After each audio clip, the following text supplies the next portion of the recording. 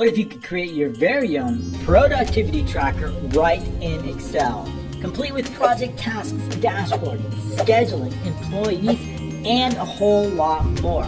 Just that, and we're going to do it all from scratch. Every function, every feature, every formula and format, I'm going to show you how to do that.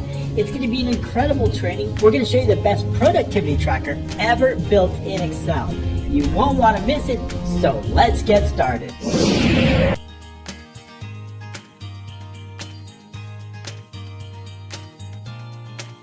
So much for joining us. I've got a really fantastic training. I am super excited to bring you this productivity tracker because it is complete with a dashboard. We've got project tasks. We're going to be able to add, update, delete, save project tasks. We're going to be able to create and schedule multiple recurring tasks with this. We're also going to have a scheduling feature, which we're going to show you. Very, very cool. Employees and a lot more. And best of all, I'm going to do this design entirely from scratch right in front of you. We're going to start with a blank sheet, and I'm going to recreate this right in front of your eyes so you won't want to miss a minute of it. It's going to be a fantastic training. You're going to learn so much. You're going to be able to create your own application at the end of this. We're going to be going over every step. If you like these trainings, this template is absolutely free. All you need to do is click the link down below, right where it says download, and just go ahead and give your name, email, and then I'll get that sent right over to you. If you do like this channel and you want to support us, there's some great ways to do that. Simply going down, clicking on subscribe, that button. Don't forget the notification icon bell. That will ensure that you do get an alert each time I post these trainings, which is every Tuesday. And we also do shorts every Saturday now, so you don't want to miss those. Those are just 60 seconds at a time. And I've got a whole lot for you. In fact, there's some great ways. So many ways you can support us. One of the great ways that our students are getting tons of value is example. This is what we're going to be creating. It's got a dashboard. We've got project tasks. Inside the task, we'll be able to filter. We'll be able to search by task ID, task name, project, or customer. So we can do that, or search by an employee if we want to. So we can just do that, and we'll have an employee. So we've got a lot of ability to do so much in here to show you that. So I'm going to show you that. We've also got new tasks. We're going to be able to create and schedule tasks. So that means we can create a task every weekday or every day or every week or every month. We can set a starting on until. We've got a pop-up calendar we'll be showing you. All right. So each individual tasks has start date, start time, end date, end time. What we want to do is we want to have a metric, right? So a metric could be time, right? This particular task is going to be 30 minutes or 30 hours or 30 days, right? Or whatever we want. And we could set the allotted. How much time have we set up for that? And maybe we've set it for 28 minutes, but we were able to do it in 28 minutes, but we set it for 30. What if we have a unit based? A unit based is a great way to do that because unit based, let's see if I can select one that's unit based here. A unit based, I'll just go ahead and switch it here. We can have that. So if we want a unit type, maybe we want how many calls we can make in a certain amount of time, or how many calls we can make in a day. So maybe in a day we've got 20 calls for this particular day starting at 9:15 a.m. And how many calls do we actually make? So the metric can be time or it can be unit based. So that's kind of a nice feature that we're going to be getting into, and I'll show you that. And then we're going to be able to show you that on our dashboard. So we're going to have time-based period tasks, where we can see, how far then. Now, if it's time, if they've gone over the time, that's a bad thing, right? We don't want to go over the time. But if it's a unit type and we've gone over, that means they've produced more than they've estimated. So that's kind of a good thing. So over on unit type is good, on time is bad. We've got tasks by quantity, time-based tasks, unit-based tasks, and a whole lot, right? So we're doing a really lot. Tasks by type. So this is a really great feature. On the scheduling, when we take a look at scheduling, we've got a list of employees, a schedule of how long it's going to take. If it's more than a day, it'll show that. We've got an employee picture here that we're going to be able to show you. We'll be able to navigate using previous and next date, or the current day. So we'll be able to show you that. Also, we're going to have the list of employees. That's kind of a nice way to have a quick look at your employees. So we're going to be creating all this with this really cool menu. And we're going to start that right now, but I wanted to give you an overview of what we're doing before we start. Now, just some other information on some other sheets that we have. I've got an admin sheet here. This will keep this the way it is. An admin, basically, we have the list. You saw those pictures that we have inside the scheduling, where pictures of each individual employee. Well, those pictures have to be stored in a folder. If you want the pictures and all the icons, that also is available on our Patreon platform. Scheduling, we've got the months, the days. What is our start day on scheduling in case we need that, or start time? That's going to be helpful. What are the intervals, right? If we want to have the intervals, we can change the intervals. Notice that they're going from 8:30 on 30-minute, but we could change that to maybe we want a 1 hour interval. So we could do that, and then that's going to update if we click previous and next, it's going to automatic. I probably should add a refresher button on here so that can be helpful. So we can really update. So you see how it automatically changes, and it's really, really helpful. Having that automated interval to be able to change, super nice feature. So I'm going to show you how to create that. Of course, we have date ranges. Date ranges are going to come in handy on our dashboard because we may want to see date ranges for last year or last month. I don't have too much data for last month, but it's a great way to show that, right, or this month. So we can have different date ranges and we can change the dashboard based on those. Very, very helpful feature. Also, we have recurring frequency. You saw that briefly. We can schedule reoccurring. The time in units, right? We can track it based on minutes, hours, days, weeks, or month. Very helpful. We have dynamic task type. So whatever task type you want to put in here. I've got color, the status color. It's based on the status of the task. So if we take a look inside the main and we look in the schedule, we see that there's different colors. So we can dynamically change those colors based on whatever we set here. And we've got a pop-up color picker to show that. So if I change the pending to a light green, let's choose a different color because that's already in progress. So if I change it to a light orange and then we refresh the schedule, I really should probably put a refresh button on here. But we can also, the pop-up calendar works quite nicely too. I've got that here. A pop-up calendar, we can set the day. So that's also, so you see that it did change to that orange color. So it's kind of a nice feature really easily. And we have the search by. Remember, we want to be able to search by if we want to find a specific tasks. That's a task data. This is all where our data is stored up. Inside the project tasks, the search by, we may want to search by different fields. So we can search by task name, right? If we want to do just, if we want to do search by, let's get rid of that site here. We can search by site, and then we can just, that's only going to show us task names by site. So a multiple search feature that we're going to be showing you, or task type, we can only show a certain amount of task type we want, and a lot of great features. I should also put a clear filter on that. And there's a lot of work goes into this. I create these in about 2.5 days. So if you see some features, that's where Patreon comes in, because I'll be adding brand new features like a clear filter and lots of things like that.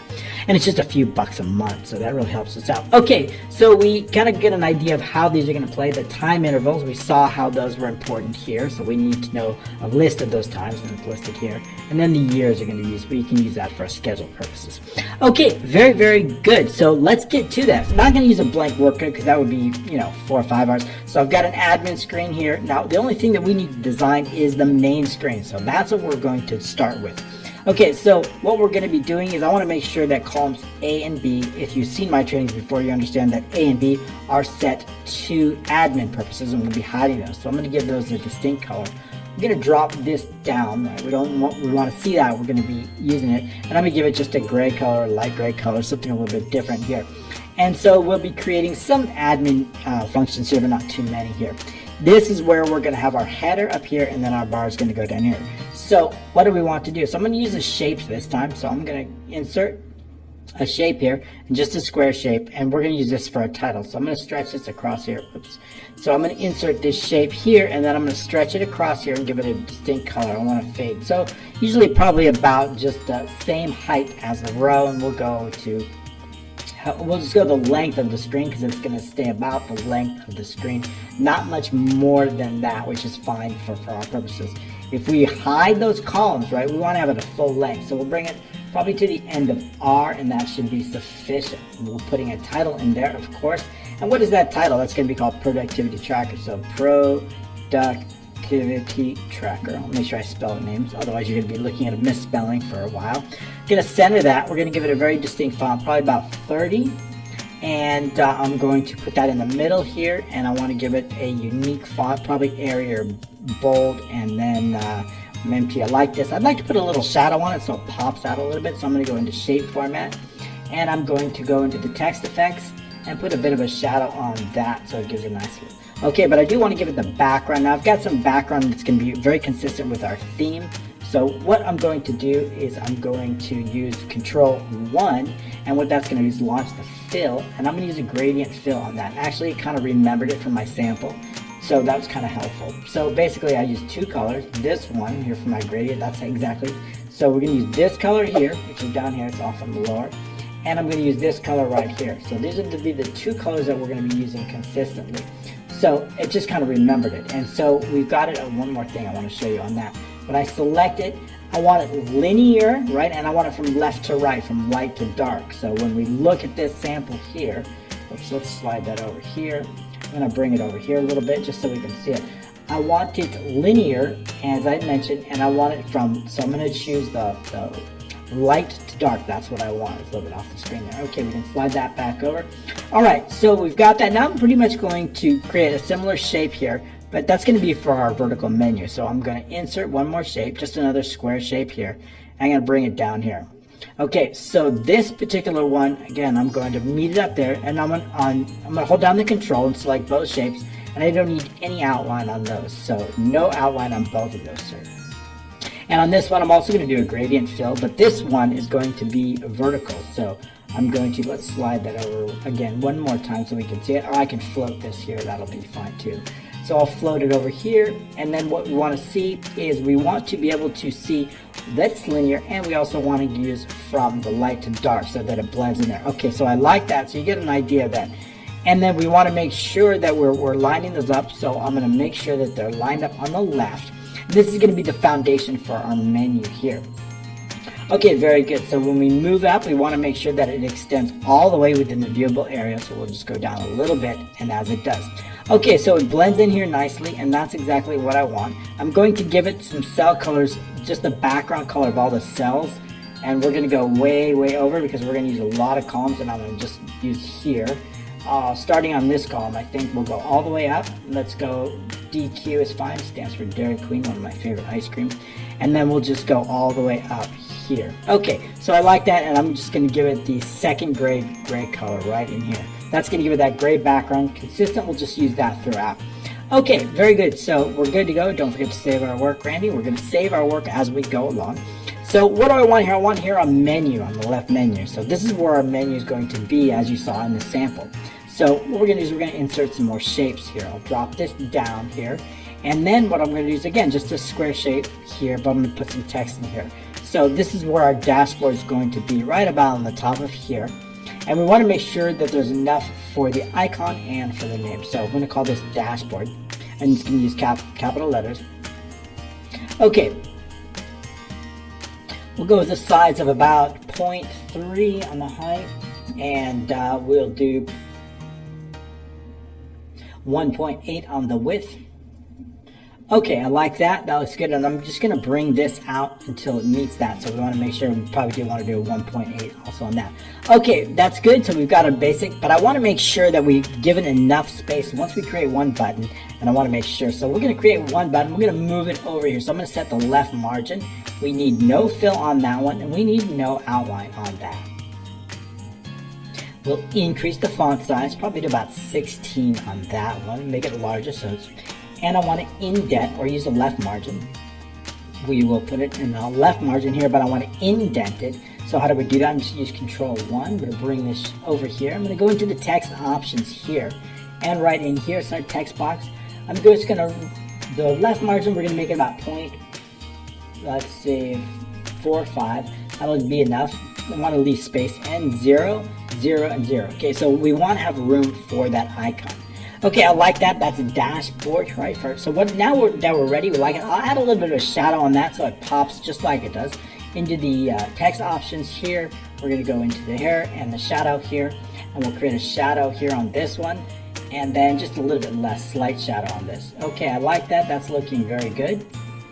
I think on our sample we use small letters, but I think I like the big letters better. Okay, so what I want to do is I'm going to duplicate that using Control D and bring it down here, giving it enough space. And then this is going to be for project tasks. So we're going to call that project tasks. I like the capital letters a bit better. Project tasks. And I think we need a little bit more space on that, sufficient. And then I also want to add in more. So let's go ahead and increase this, holding down the control. We want to do all of them. Right now we have a width of about 1.4. I'm going to make it 1.5, I think here. Width of about 1.5 here. 1.7. Okay, I like that here. Now that we're going to go inside here, let's just go 2 on that. What I want to do is duplicate. Now that we got everything ready to go, I'm going to duplicate this and this just using Control D. We've got 2 other menu items already ready. So just moving them over here, lining everything up on the left to make sure that they all line up, line on the left, and including our background, so everything's aligned. Okay, very good. So I like the way that looks. Now we're ready to add some icons, and we'll just update that. So we've got project tasks, and we also are going to have scheduling. So let's put scheduling. We can put scheduling or schedule. I think schedule makes a little more sense. And then continue on. Continue on with the last thing is employees. Okay, great. Now I've saved some icons up. So all we need to do is just click Insert Pictures, this device. And I've got some employee that'll help. The pictures will help. So these are the icons I'm going to use. And for now, I'm just going to use the dashboard here. I'm going to use the employees here. And I'm going to use the schedule here and the tasks here. So those are all the ones I want. I'm going to insert those. Okay, now I want to set a size on that. And I think 0.3 is sufficient, so we'll just set them all to 0.3. So we'll just do in here 0.3. Okay, so everything's size the same. Now we simply have to drag and drop and place them wherever we want to. Okay, we also want to give these a name, very specific name, so that when we click on them, it's going to be used properly. Okay, that looks good. Let's align everything up. So I'm just going to hold down the control here and then control, and I'm going to make sure they're centered here. And then I'm going to group them. I want them grouped together in a moment. Actually, I'm going to line them up a little bit better just to make sure that everything's lining up, because they both need to be lined up both vertically and horizontally. So right now we're just doing the vertical, and then we'll do the horizontal. I'm going to unselect and make sure that everything's selected properly. Okay, so now what I want to do is the vertical. How do we do that? I'm going to use the selection tool here and then make sure that actually horizontally here, and make sure that they're all exactly centered. Okay, I like the way that looks. Let's take a quick look. Looking very nice. Okay, so now what we're going to do is we're going to group them. So I'm going to just each individually, we're going to group them together. That keeps things nice and tight, and that way we can then space them accordingly because we want it all spaced. So each one is going to get an individual group. Once we've grouped them, I'm going to hold down the control and I'm going to place them vertically. I have that here automatically. Okay, so they're all spaced out very, very nicely. Now what we want to do is assign names to them. So how do we do that? Well, I'm going to call this menu 1, menu 2, menu 3, and menu 4. Icon 1, 2, 3, and 4, giving those very specific names. Okay, so let's do that. The dashboard is going to be our menu 1, and the menu 1, and its icon is going to be called icon 1. Now keep in mind that both of those start with 4 characters, and then we have the number. So menu 2 and then icon 2. So I'll just continue this and then we'll fast forward the video so you don't need to see all this.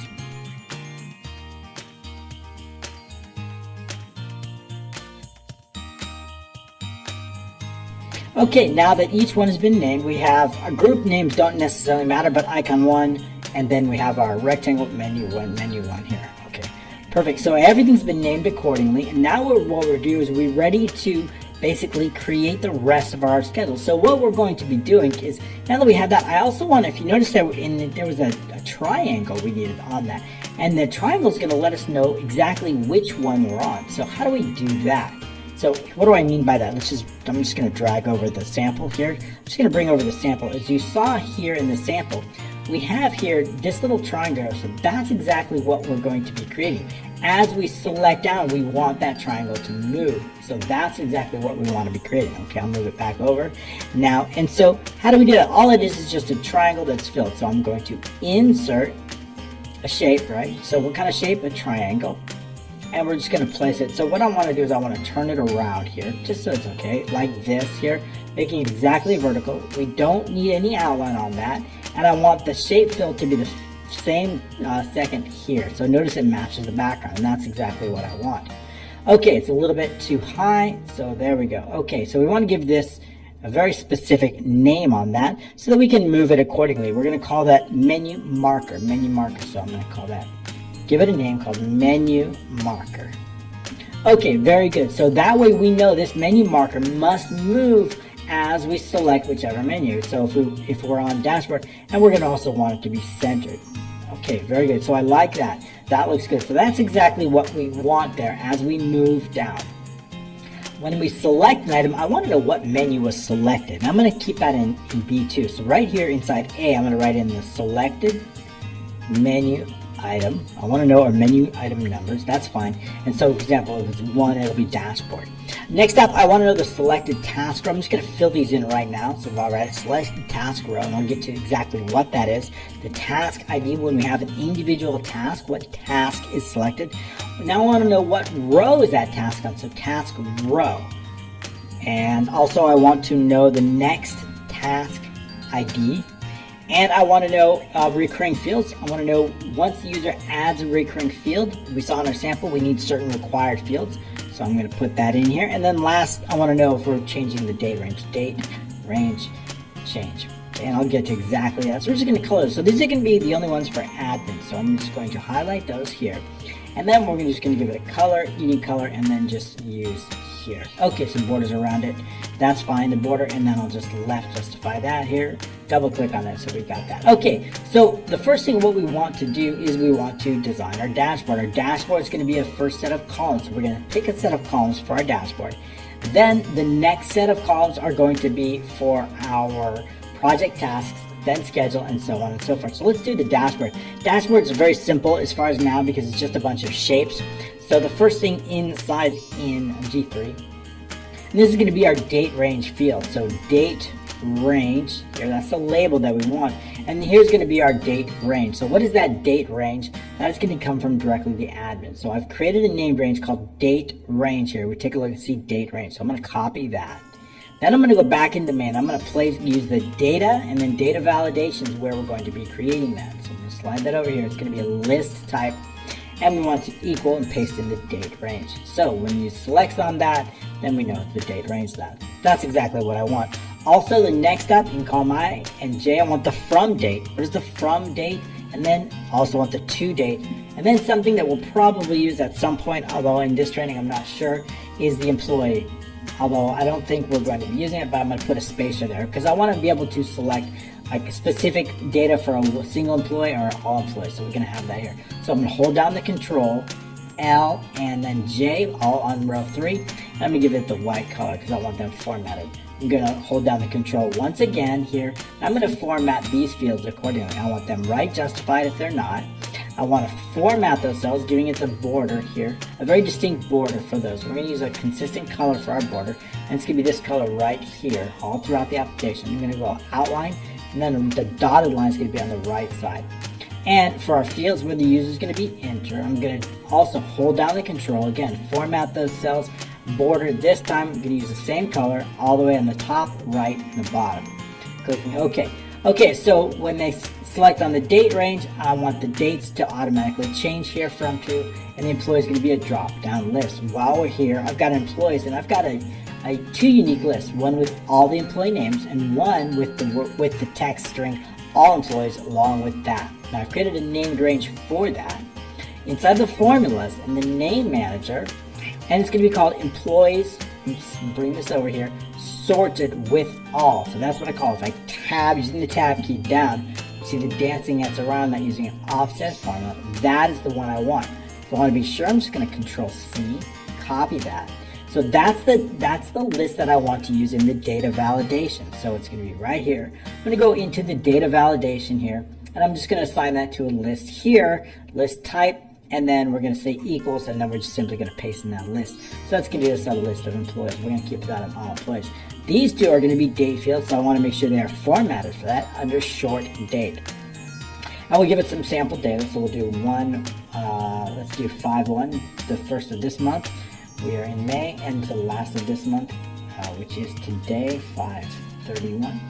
Okay, great. So now we have that. We set it up for the last day of the month. And so we kind of get that. I'm going to left justify these here just to make sure we're consistent. The dashboard is not going to be much just yet. We're going to continue that. So the dashboard, we're going to put that right here. that's going to be last. So it's going to go all the way through P. So what I want to do now is I want to start working on another section of that. So which section do we want to work on? I want to work on these tasks, right? So let's go ahead and do that. And that's going to start in column R. So that's a good way to do that. Let's go ahead and move that over. Inside column R is where we're going to be adding our first. I want this to be our search field. So we're going to put all of our, now this header is going to remain consistent. So as we hide these columns, it's going to be consistent. We're going to be doing that in just a moment, but I want to put in some more features. So inside, directly inside R3, we're just going to put our search. Remember we saw that search by? That's what I want to go. So we're going to type in search by here. And I'm just going to copy and paste. Again, we can probably easy to paste that format, even though we're not going to use this. We got all the formats already set up, so why not do that? So I'm going to copy that here. And then we're just going to go in right here, and then I'm going to paste those formats. And then we want to do it one more time with the search by, and then paste those formats here. Oops, yeah, there we go. Okay, so this one is going to be search. I want to know what field we're going to be searching by, and this is going to be searched by. This is going to be a drop-down list. This is going to be a text field. So what are we searching by? Take a look inside the admins here. We see that we have some search by here. So I've created a named range inside the formulas name manager, and it's called search by. So it's just going to be an offset. So you see that's all of the search by that we can search by. So we're going to go back into the main, and we're going to click on here. And then what we're going to be doing is inside the data, and then data validation, we'll be adding a new one, list type equals search by. Okay, very good. So now we've got the search by, and so now we can search by anything we want when we do that. So they can put in, okay, so what I'm going to do here is I want a task list. That's going to stretch all the way from, let's say, column R to V. This is going to be a list of tasks. So I'm going to merge and center that, and I'm going to call this task list. I want to format that, formatting the cells. So let's format that. And then you can, of course, you can use Control 1 here, also there. Going to give it that fill effects, and I want actually the font's going to be white. So I'm going to use a white, bold font. I'm going to fill it, some fill effects. I'm going to give it some unique colors that are according to our theme. This is going to be the top, and this is going to be the bottom here. So that's going to be our, okay, so that's our task list. The name, then inside here, I want our task name. I want to put that here. Then what I want to do is I want to put the project or customer inside there. The project or customer. We have enough for both. And then the start date. What is that start date? Also, I want to know what employee. And lastly, I want to know the status of that task. We're going to put that right in here. We can make this a little bit bigger. I'm going to merge and center this, and then left justify that, and then also just update the formats on that with the correct border. We can also use this. We've already set a color to line color, the one we're using, which is consistent, so we can just do all borders on that. Okay, so we've got our search, we've got our task list. Now what we're going to do is we're going to format this accordingly. So we can just give it a single color of white here, and then our theme background color, which is this one right here, and then we can bold it. Okay, I like that. That looks good. We can also give it some borders, some unique borders. Since this is blue, I want unique borders so that we can see it. So we're not going to use our blue border. We're going to use a white border, and we're going to go all the way around on the outside and the inside, and clicking OK.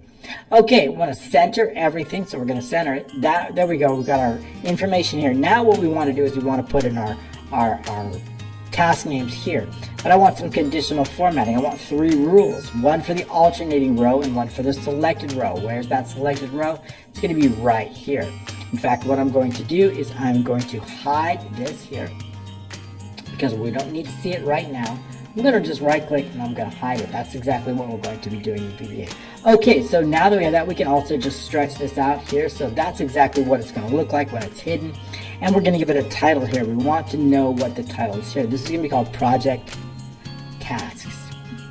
And I'm going to stretch this Project Task out. It's going to use some fields probably all the way to, and we'll go all the way from Q to AE. That should be sufficient. And then I'm going to merge and center that. I'm going to give it a font color with our theme. I'm going to increase the font, and then what we'll do is we'll bold it and make sure it's centered. Okay, so I like that. We'll do something similar for dashboard, but it's looking good. So we've hidden that. All right, so what I want to do is continue with that conditional formatting. So all I need to do is just go into the conditional formatting, manage rules because I want to see all the rules. There's none there yet. So create a brand new rule. It can be based on two conditions. So we're going to use and equals and. And then what do I want to do? I want to make sure that R and whatever row associated starting at row 6 does not equal empty. And then another is going to be based on the even row. So we're going to do mod row of equals 0, 2 equals 0. That's going to be for even rows. And I want to give it a very distinct color. Those are the two conditions. So we're going to do the format. I'm going to give it a border here. The border is going to be using our border color, and I'm going to color the left, the bottom, and the right border. Okay, we could probably use dotted lines. I don't need such a distinct border. A slight border should be sufficient. Okay, I like that. I want to give it a fill effects, or fill color, or recent color that we've used. I can use this, or if I want to use this color, I can use this color here. That's sufficient, this one right here. Clicking OK. I'm going to copy this because we're going to be doing something very similar for the odd rows. Clicking OK, and of course I need the applies to. So what is it going to be applied to? It's going to be applied all the way through V and then down to a larger row. So we're just going to go 999 sufficient. Okay, apply that to make sure it's correct. Perfect. New rule is going to be based on very similar, so we're going to paste that in, but it's going to be for odd rows. So 1 and then the 2's. Format this, I'm going to go with this a white color but the same border. So if we look in the borders, we're going to use our same theme color, dotted line on the left, bottom, and the right. Clicking OK. And clicking OK. Okay, apply that. Okay, that looks good. I want one more rule, and it's going to be based on the selected row. So what is that selected row? It's going to be based on right here, the selected task row right here equals row. Okay, so what is the format? I'm going to give that something a distinct format. So I'm going to go into the fill effects, and I want some distinct colors on that. So we'll use this color and then maybe a little bit darker color, or probably somewhere around here. Okay, I like that. Or something a little bit closer to our theme, maybe something. So if you want something similar, all you need to do is just go into more colors, then make it a little bit darker like that. I like that. Okay, that's good. And then I want to make sure it's got a different font, so we're going to use bold and we're going to use white. Clicking OK and clicking OK. All right, so that's good. So how do we know it's working? All we need to do is just make sure I need to add the applies to on that. The selected task row is going to be 7. It's going to be applied, but I do need to update notice that the conditional formatting, the applies to needs to be the same. It needs to go all the way through V. This is correct. So we're going to paste that in here and paste that in here and then apply to. Okay, that looks really good. Clicking OK. So we take a look. We've got our conditional formatting. As this row changes, when we make a selection, it's going to show that. Perfect. I like that. Now we can continue on. So that's going to be all of our tasks are going to be displayed right here.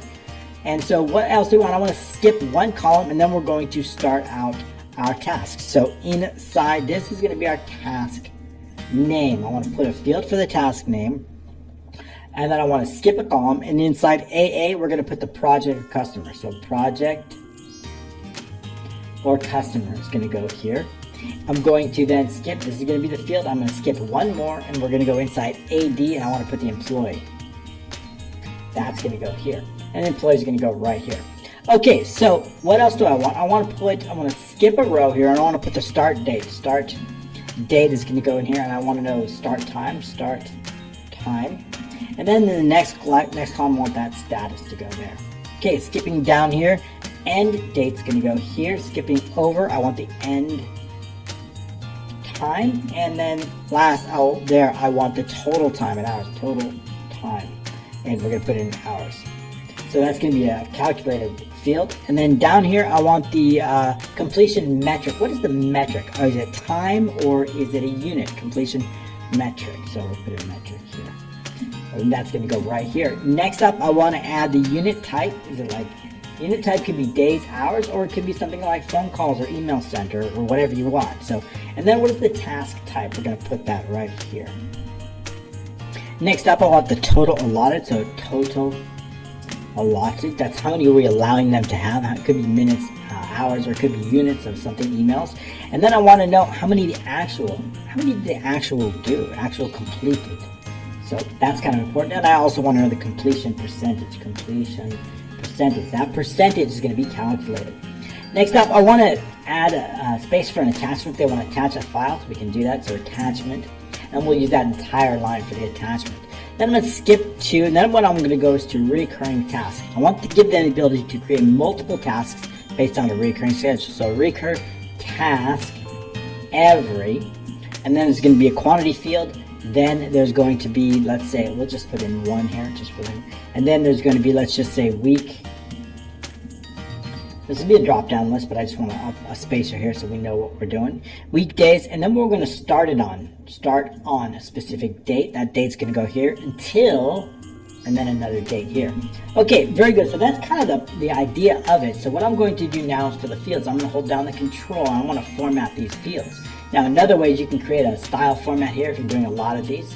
And so here, the project customer here, the start time, the end time, the unit type, the actual completed. Now, not for the calculated ones, so the total time and completion, we're not going to format those because those are not user entered. I only want to focus on the user entered fields. So these are the user entered fields right here.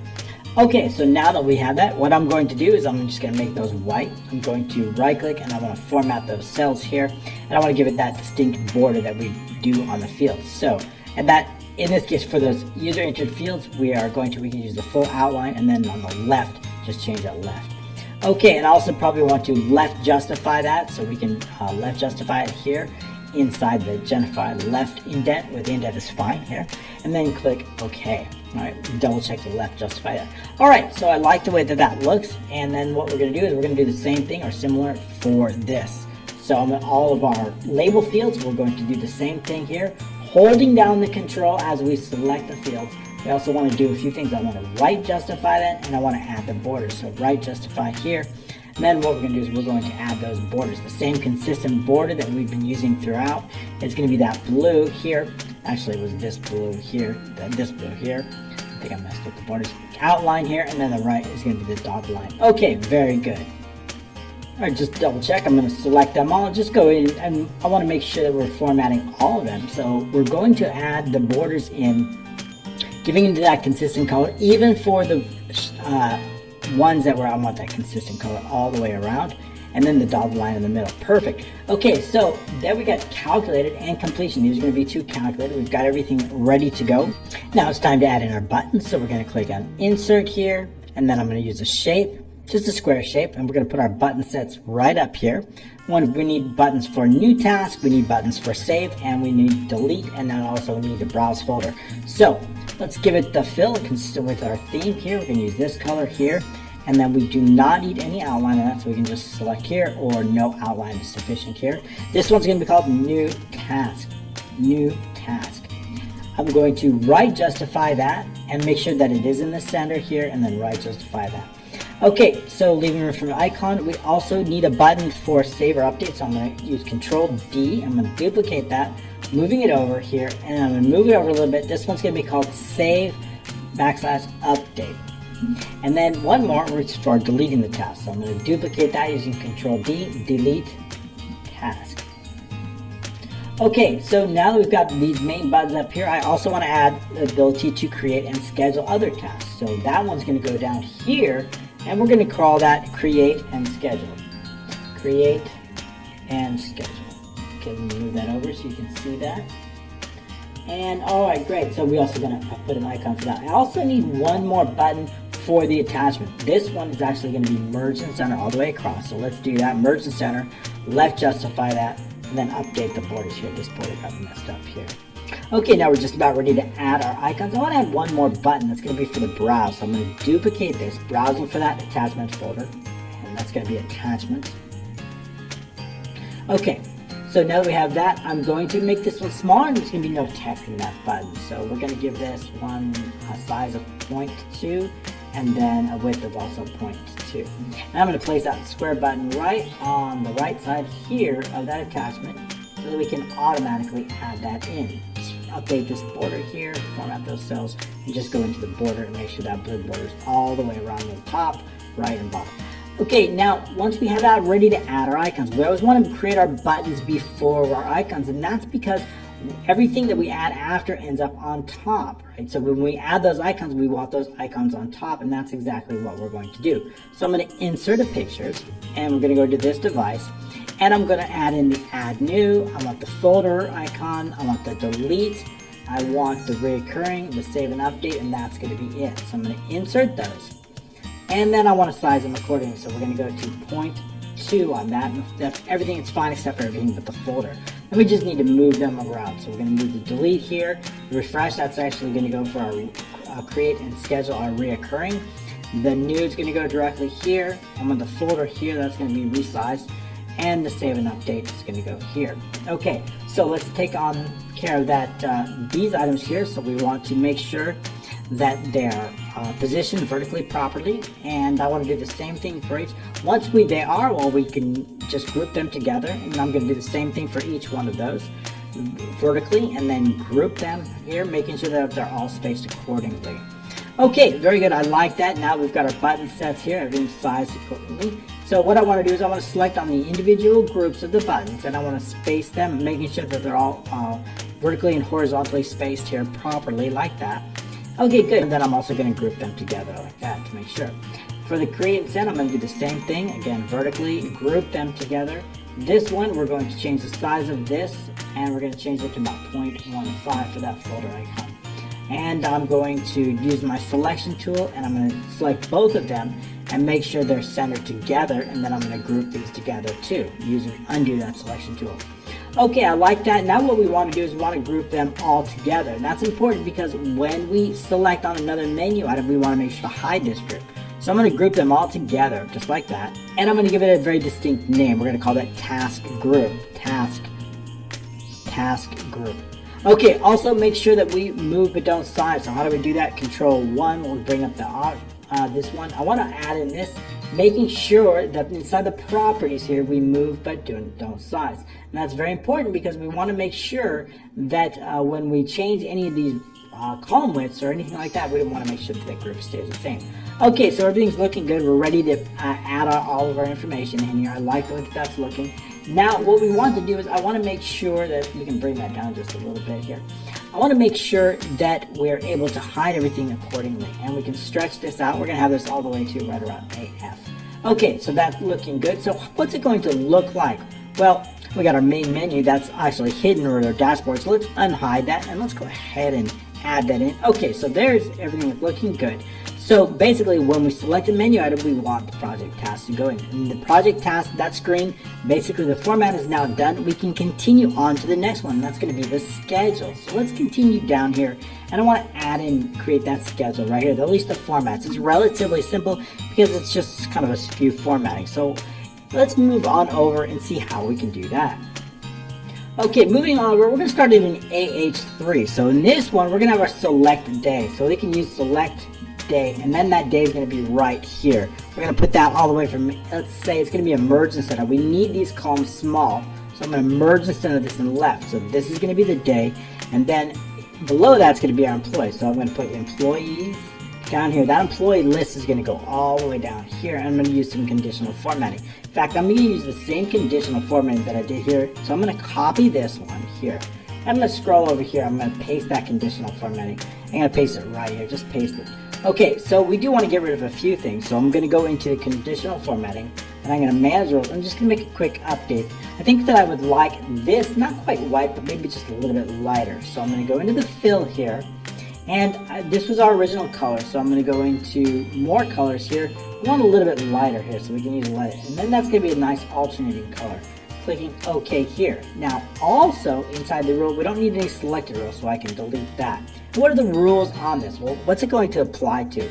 Well, I need the applies to and the row. So it's going to be based on column AH. When there's an employee there, I want it colored.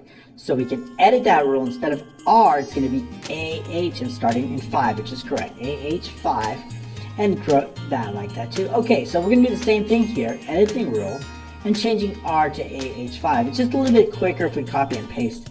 Okay, but we do need to update the applies to. So what's going to be applies to? I'm going to go all the way through columns BK. So we're going to start out in AH and go all the way to BK. So here, and we're going to go all the way to the last one right about here.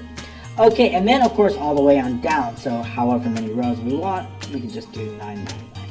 That's sufficient. 99 is enough. I'm going to copy that. I'm going to paste that in here so it applies to. I'm going to click apply. Click OK. Okay, so basically now as we add employees, let's slide back over there. As we add employees here, we want the conditional formatting, and that's what I want. Now we're going to have a header row here. So that header row, I want to give it a very distinct color. This is where times are going to be. So I'm going to use a white font, and I'm going to use our theme color here. And I also want to use some borders around here, but we need to use some white borders around there so that it stands out. So the border is going to be white, and we're going to use both outline and inside. Clicking OK. All right, I like that. So that's going to be the selected date here. We're going to add here that date's going to go here. So we're going to give this white here, and we're going to use right justify that here. It's going to have that date format here. So I want to make sure it's going to be a short date format. And short date. Okay, so formatting that, again, using the borders here that we're using consistent with our theme that we used here. I'm going to give it an outline and then a dotted line on the inside. Perfect. Okay, so that's good. So if we were to select a specific date here, 5/15, that's exactly what I want to show. We need some buttons here to navigate for the current date, previous date, next date. So we're going to insert that. We're going to use the shapes on that, and I'll use this arrow here. It's going to be for our next day. So I'm going to put that up here. But I'm going to bring it up here so we have room for the next day. I'm just going to call this next day. Okay, I like that. I want to make sure that it is centered, so we can use the centering here. Looks good, and it's got to be our theme color, which is this shape fill here. And we don't need any outline on that. Okay, so once you have it just the way you like it here, like I do have it this way, I want to duplicate that using Control D, and I'm going to call this previous day. So previous day. Okay, but of course it's the wrong arrow, so I do need to flip that accordingly. So we're going to rotate that, and we're going to flip it horizontally, and that's going to put that triangle the other day. Okay, so I got previous day, the next day, and now all we need is something for the current date. I'm just going to copy this shape here, copy this, which is on the left side, and paste it in here. This we're going to be for today. We'll call this today. Today, since it's already formatted, I'm going to center it accordingly, make it smaller, and that's sufficient for that. So I'll just bring it down here and bring it over. Okay, so we're going to then hold down the control and make sure that they're all spaced vertically and horizontally here, and then I'm going to group them together. I'm going to call this our schedule group. These are going to be the only buttons that we're going to be using for the schedule, so we have a schedule group. So also making sure that, of course, back inside the properties here, we want to make sure we move but don't size it them, and then giving this a name called schedule group. Okay, very good. So this is going to be shown hidden as we display the schedule. So things are looking really good. We want to give it a very good name. So I'm going to copy this and just going to paste it right here. And we're going to need more, but that's kind of a way. So all I did, I was kind of off the screen. All I did was copy this one here, and then we're going to need it. So I'm going to call this here our task scheduler, task schedule or scheduler, either way is fine. Task schedule. What did I call it on the menu? We'll probably repeat that, whatever we call on the menu. Schedule, okay, schedule is sufficient for us. But we need to make sure that it's merged and centered all the way across here to our last one. So we're just going to, cancel that. That's good, you can't do that. Continuing on, I'm going to merge and center right here across all the columns that we need to. Perfect, so that's looking really good. And of course, remember, this is going to be stretched automatically, so we don't need that header. It's going to be there in a minute. Okay, so let's give it some information here. So we have employees here, and I want the times. What's this going to be? This is going to be our starting time. Where's that starting time located? It's located right here. What's it called? It's called start time. So why don't we just put that in? So back into our main, we're going to just call this equals start time. There we go. So now we got that. We need to format it accordingly with the time, right? We need that. That's important. We'll take care of that. But in fact, I want to format them all. What kind of format do I want? So I'm going to go into more number formats, and I want to give it a time format, but I don't want to use too much space on that. So something like 1:30 p.m., but I don't want to use all of this, right? I just want to keep it really simple. So I'm just going to go A/P on that. So, and then we can get rid of this part 2 here. I don't need the English US. So just selecting here or somewhere around here. There we go. And get rid of this. So that's what I want. I just want it really small, really easy. So that's the format that I want. Now, what's the next time? Well, the next time is going to be dynamic. It could be 8:15, it could be 8:30, it could be 9. It's going to be based on this interval right here. This interval, right? So if we select 30 minutes, but we also have that in a decimal format called interval. Now, how do I get that? Basically, what I'm going to do is I'm going to look up here, and I'm going to look it in. Let's get rid of this. We don't need that. I'm going to look it up in here. When it's found, I'm going to replace it with the decimal equivalent.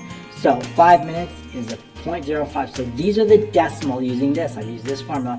1/24, 1 meaning a full day, 24 hours in a day, and then divided by 12, it's going to give us there's 5 12 minutes in a single hour, right? 5 times 12 is 60. So we're going to use this math. That's going to get us the decimal times for this, right? If it's just 1 hour, it's 1 divided by 24. I want to add in the decimal form. This is simply text. So we're converting text, the user selects text, to whatever it is in here. So that's good. So we're using index. I'm indexing this, and I'm determining using the math to find the right one. So I've given this a name range called interval. So if I change this to 30 minutes, it's going to show 30. So if I know that this is interval, all I need to do is just simply add equals. So in this one, equals whatever's in here plus the interval, plus interval. It's already been as time. So there we go. So that's all we need to do. Okay, so we see how that goes to 8:30. Now all we need to do is just drag and drop right there and bring it all the time. So that's it, 8:30 all the way through 9:30 p.m. Very, very cool and very easy that we can add that. So that's done. Saving our work. We're good to go on that. And we're going to add in dynamically the employees we'll put in here. So how do we add an employees? Well, in fact, easy ways. I'm going to just copy employee name here. And these are our employee names, and I could just need to bring those in here. And of course, we can do that with VBA, but starting here, it's a great way to start. Okay, so now we have employees. Our conditional formatting is automatically updated. I really like that. And that's our unique and sorted employees.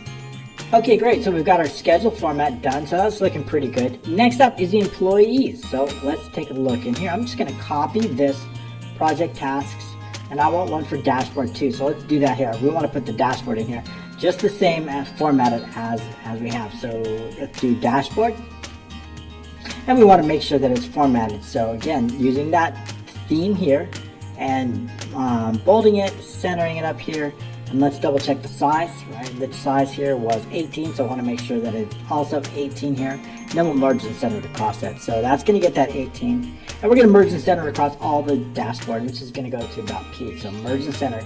Okay, so now we've consistent. Dashboard here, project tasks here. And remember, it's VBA that's going to be hiding these columns. And lastly, we want the employees. So let's go ahead and copy the dashboard because that uses a few columns.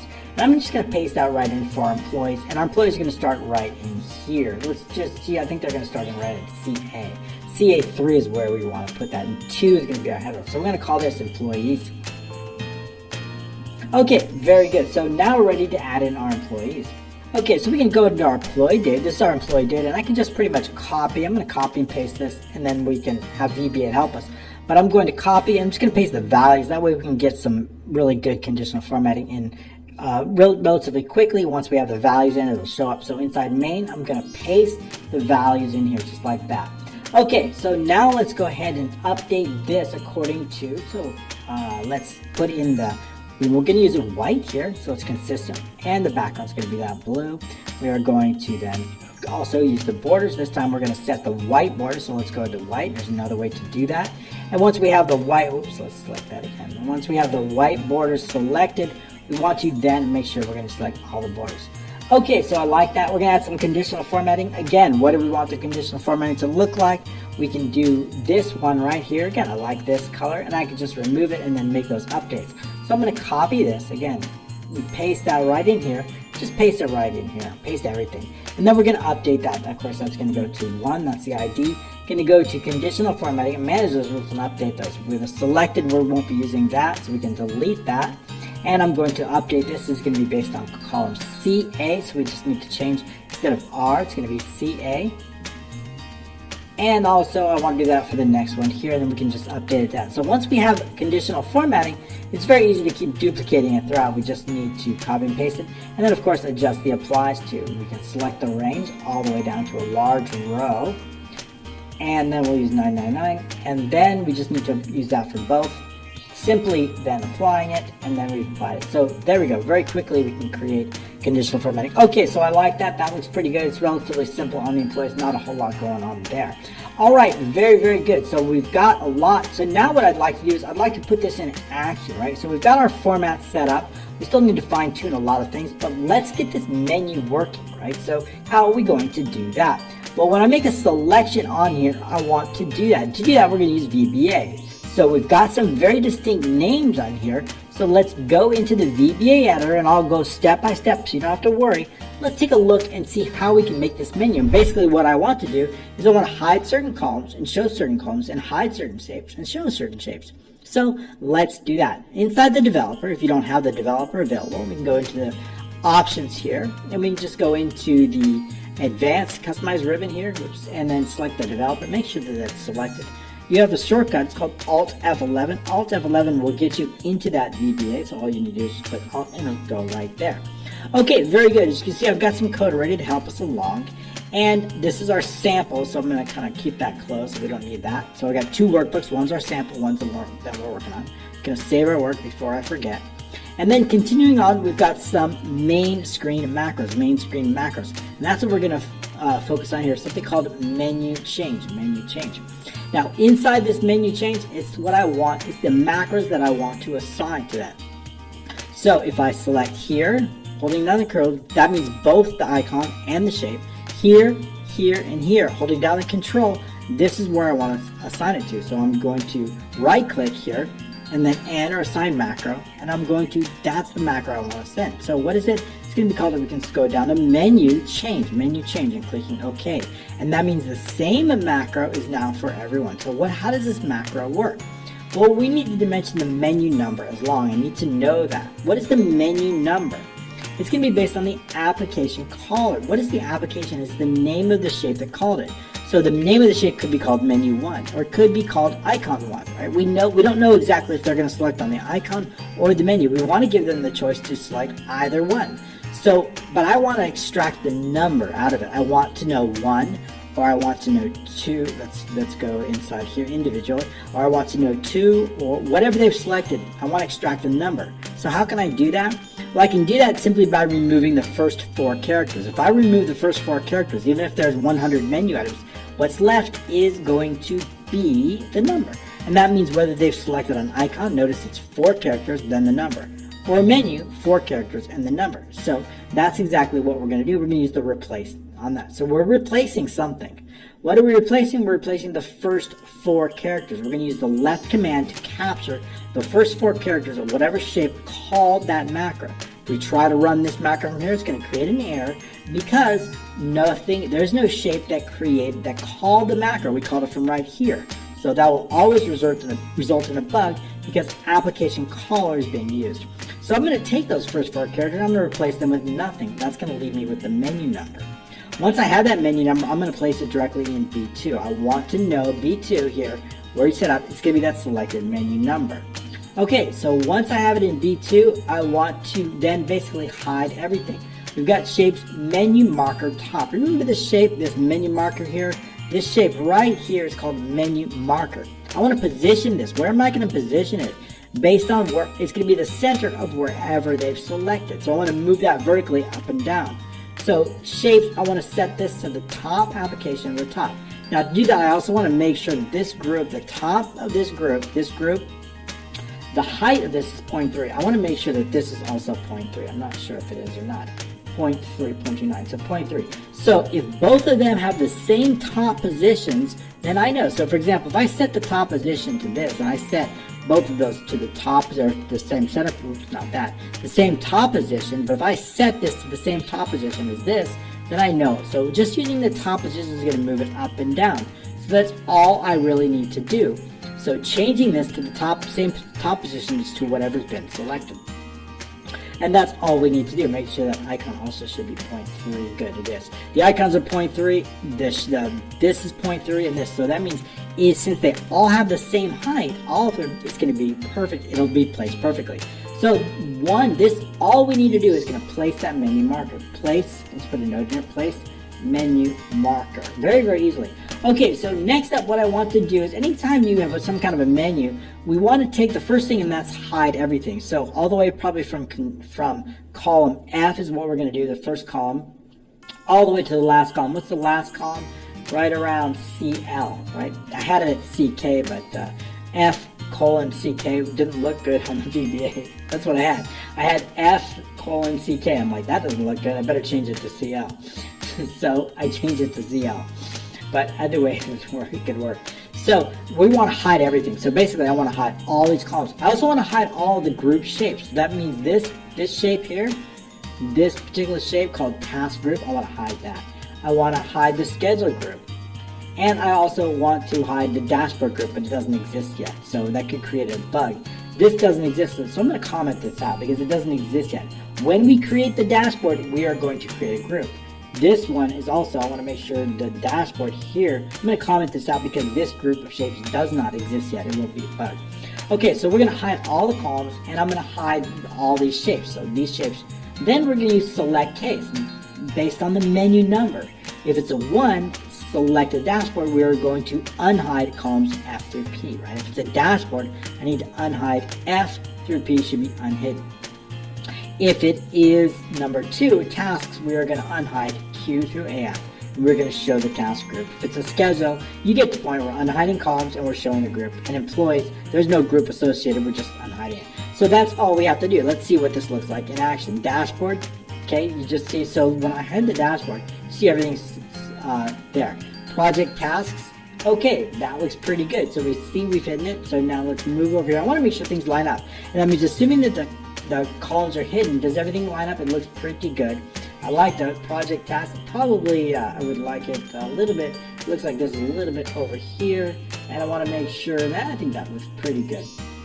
Okay, so bringing it over here, the size looks pretty good. So when if we select, I want to make sure those columns are hidden. Schedule, that looks pretty good, except this didn't move. Why did that happen? Well, because we need to set this accordingly. So if I bring this out right here, I want to make sure that this is not going to be moving or sizing with the cells. So how do we do that? We can use Control 1.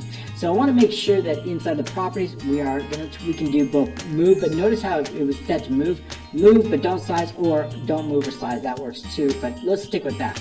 Okay, so that's fine for that. We want to make sure so that when we go back, that title is never moving. That's exactly what I want. So now it works on employees. Okay, very good. I like the way that that's looking. It's looking really nice. So we have employees here. We have our scheduler, project tasks. And so everything's looking really good. We've got our menu set up. Let's go ahead. But what about this? How come that didn't look so good? The reason is because you see this also changed. This marker also changed. So we want to make sure that everything is not changing accordingly, that thickness. Okay, so we also need to set that. So we're just going to bring this up to its original, right about there. And of course, we want to make sure that we are sizing and not. Right? So also for that one. So we want to make sure that move but don't size. So because when we shrink that, we want to make sure that everything, all those shapes. Okay, that looks pretty good. I like that. It's a little bit over on that. We can increase that. It's a little bit high. All right, I've just perfected it now. I got the right size. I got the right height. I got all that. So it's looking really good. And also just make sure all your shapes are moved but don't size, because that always gets me into trouble. Okay, so let's continue on. What is the next? Inside our project task, this is what I'd like to focus on here. I want to be able to add, update, and save tasks. So how do we do that? And of course, load tasks. So how can we do that? Well, that's going to be with VBA. So basically what I want to do is I want to look in a search filter. If there's any search, I want to load those tasks up. How does that happen? It's going to happen on change event. So the first thing what I want to do is check to see what filter is possible and then load any of them up. Our tasks, of course, are located on this screen right here. And we're going to have some criteria. What is that criteria? We're going to be searching by task name, maybe. We're going to be searching maybe by project or customer, or maybe we're going to be searching by employee. So we need this dynamic, and that means we also need this dynamic. So how can we make it dynamic? We can simply link it to whatever's in S3 in the main. If it's linked here to whatever, that means that header is going to be dynamic. Make 100% sure when you have this. See, notice these names here? They must exactly match your header names here. These header names here must match whatever's located in our drop-down list, and our drop-down list comes directly from here. So we want to make sure I just copied and pasted them right here to make sure that they did match. Okay, so that's going to be our criteria. If the user if they haven't entered anything, we're just going to enter a star. But if they have entered something, then we want to make sure that we put that in there automatically. So how do we do that? We do that with a formula. If the main UE3 equals empty, then just use star. Otherwise, use main U3. So basically, whatever the user has now entered inside U3, we're going to put it there. If it's left blank, we're just going to put the asterisk. Okay, so that's all we have to do. So what do we want then? I want those results, running that advanced filter, I want those results to come in here. And I'm going to take all those results and I'm going to bring them directly inside here through VBA. So how are we going to do that? Well, that's going to be based on our task macro. So it's going to be a module called task macros. We can move this over. The first one, which is the one that's going to run, when do I want this task macro to run? I want it when anytime there's a change, and probably should add a button here. So maybe we'll do that to refresh. I think that would look good, right? So what I'm going to do is I'm going to just duplicate this. I'm going to use Control D. So because I wanted part of it, and I'm going to get rid of this here. And I'm going to bring this all the way here, and I'm going to use this as our button here. So you see how I did that? Okay, so now I'm going to hold the control down on both of these, because I really need to use a button there. And then if I can move those over, zooming in, because I can't grasp both of them, because it's part of a group. You can ungroup it, but there's no need. So I'm just going to group. I want to keep it in the same group. So I'm going to take this and I'm going to use it as our refresh. So I'm just going to drag it up here. I'm going to make sure that they're both centered here.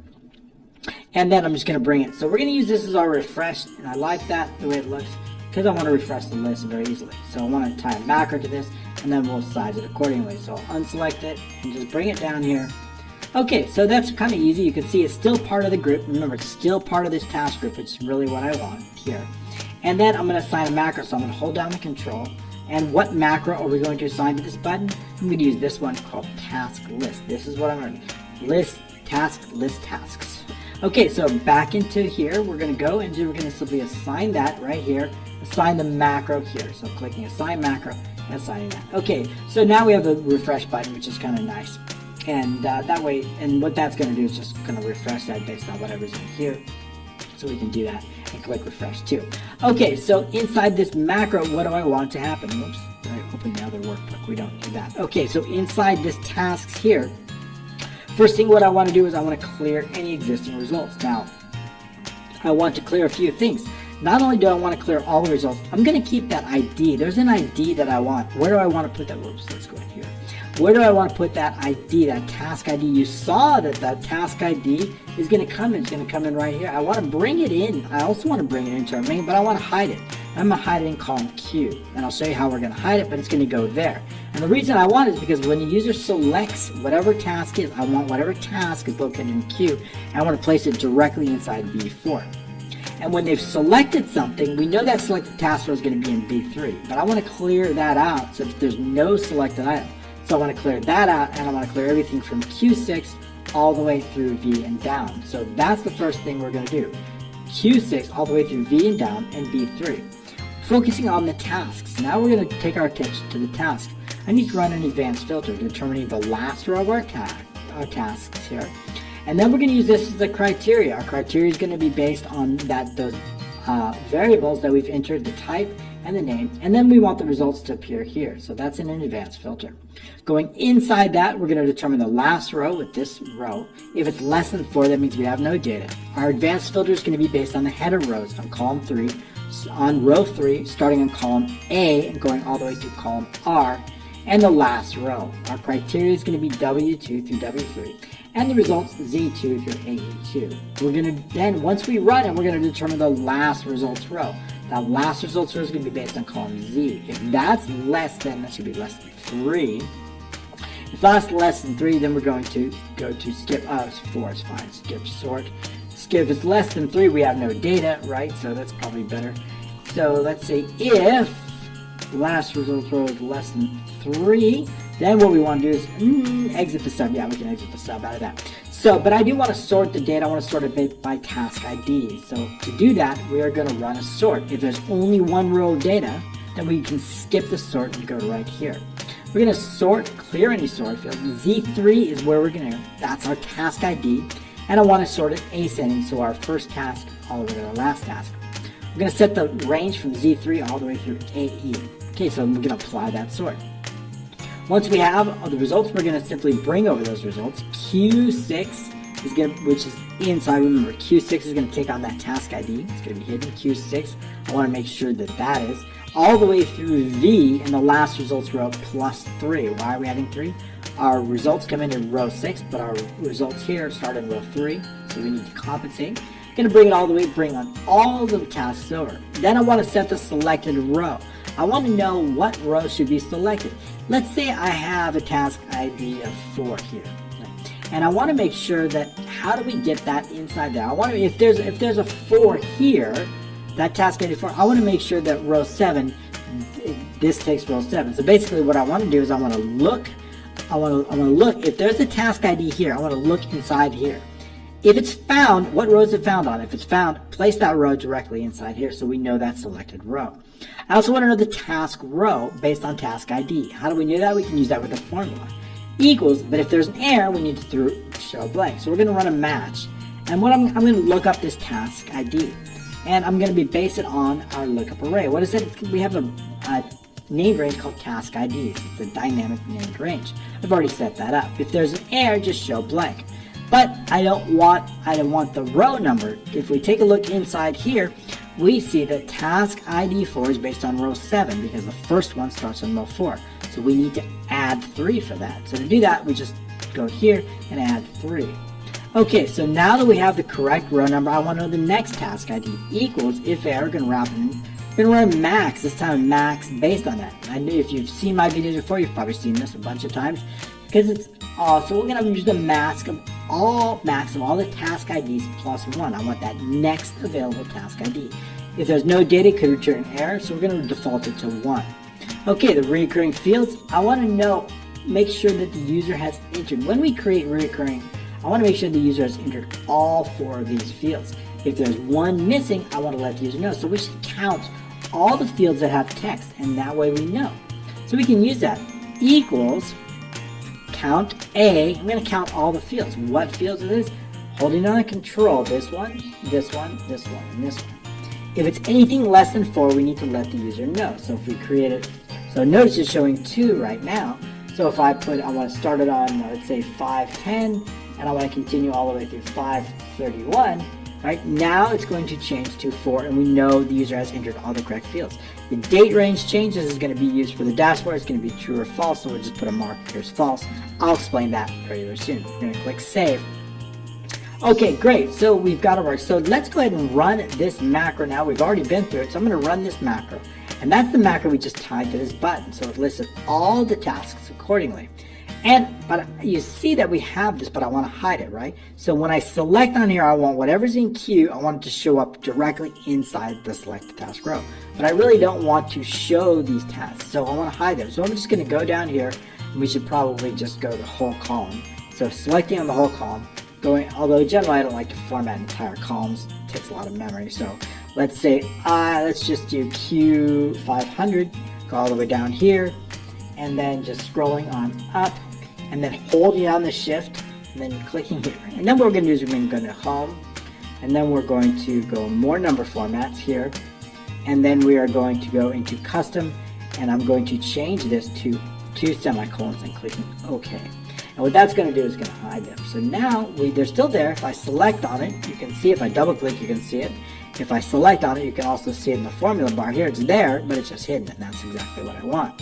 Okay, so now that we have that, we see our list is looking good, and I want to load it up. We have some more macros that we're going to run over. We need ones for new task and save, and we need a bunch of them. Okay, so how are we going to do that? In fact, I should probably just bring down this gray so we can get the point a little bit. It's kind of you can still see it. You shouldn't see any white. Okay, so we're going to bring down this and bring it all the way down here. That looks good. Okay. Alright, so continuing on. Now what I'd like to do is I want to make sure that we can run through the macro. So what's the first macro that we need to do? Let's do the first macro as load, because that's we can put new task, save update, and delete. Loading, when do we load it? When I select here, that's when I want it to load on it. Okay, so that's what I want to happen. So let's continue on. So we just covered the task list. Now we're going to do task load. Task load. So when should that happen? When I make a selection change here, I want to load the associated task. Well, that's going to be a selection change event. I've commented out because otherwise it would be working. So let's take a look inside the main sheet, and I'm going to uncomment this code out. So I'm going to do Control A, and then we're going to uncomment it out. Okay, so now it's going to work. So it's going to be a selection change event. And that selection change event, if the user selects more than 3 cells, we're going to exit that. And the reason is that because I want to make sure for some other fields. Okay, we need to make sure the calendar shows up. If I make a selection, we're going to go to that. But let's just focus on task selection. Task selection, we'll get over this in a little bit. User makes a selection from R6 through V99. And I want to make sure that Q, that's where our task ID, and the target row value does not equal empty. Must, on selection of task selection, ensure task ID is present. Okay, so now that Q is not empty, right, that's where our task ID. Again, I want to put the target row inside B3. That target row, that selected row must go in B3. What next? The task ID, whatever's in Q, is going to go inside B4. So that's the next line of code. Right here, B4 is going to take on whatever's in Q in the task ID. Then we're going to run a macro called task load. So when I select on something, I want to load that task up. Okay, you can see it happen there. Just need to left justify a few fields here, and then we're good to go. So how did that happen? Okay, well that happened in task load. So let's close this out and look in task load. First of all, I want to make sure that B5 is not empty. If it is empty, let the user know. B5 is critical because that's the task row that's associated with that. So we need to make sure that that has a value. As long as if it doesn't, we're going to let the user know to please select the correct task. We're going to set the task row. It's a long variable, B5. We're going to run a loop. We're going to use data mapping. If we take a look in here, I've already set this up. This is data mapping. If you see my videos, you know, you understand this. Y5 is the task name. If we look in here, Y5 is the task name. AB5 is the project customer. Looking in here, AB5 is the project. So I've mapped every single field. So what that's going to do is going to allow us to loop. We're going to look in, we know the row, we're going to look in whatever row as we loop for all the way from 2 to 15. And we're going to load them. I'm not going to load in total time and completion. We're only going to go to right here. We're only going to go to attachment. So we see equals column 15. Now, why are we only going to 15? Because these are going to be formulas. In fact, I got to put those formulas in right now. So what are those formulas? I almost forgot. So that's all. Let's just finish this up. 2 to 15. So we're going to take the values of whatever's in row 1. Here's row 1 all the way up here. Whatever's inside here, we're going to put it in Y5.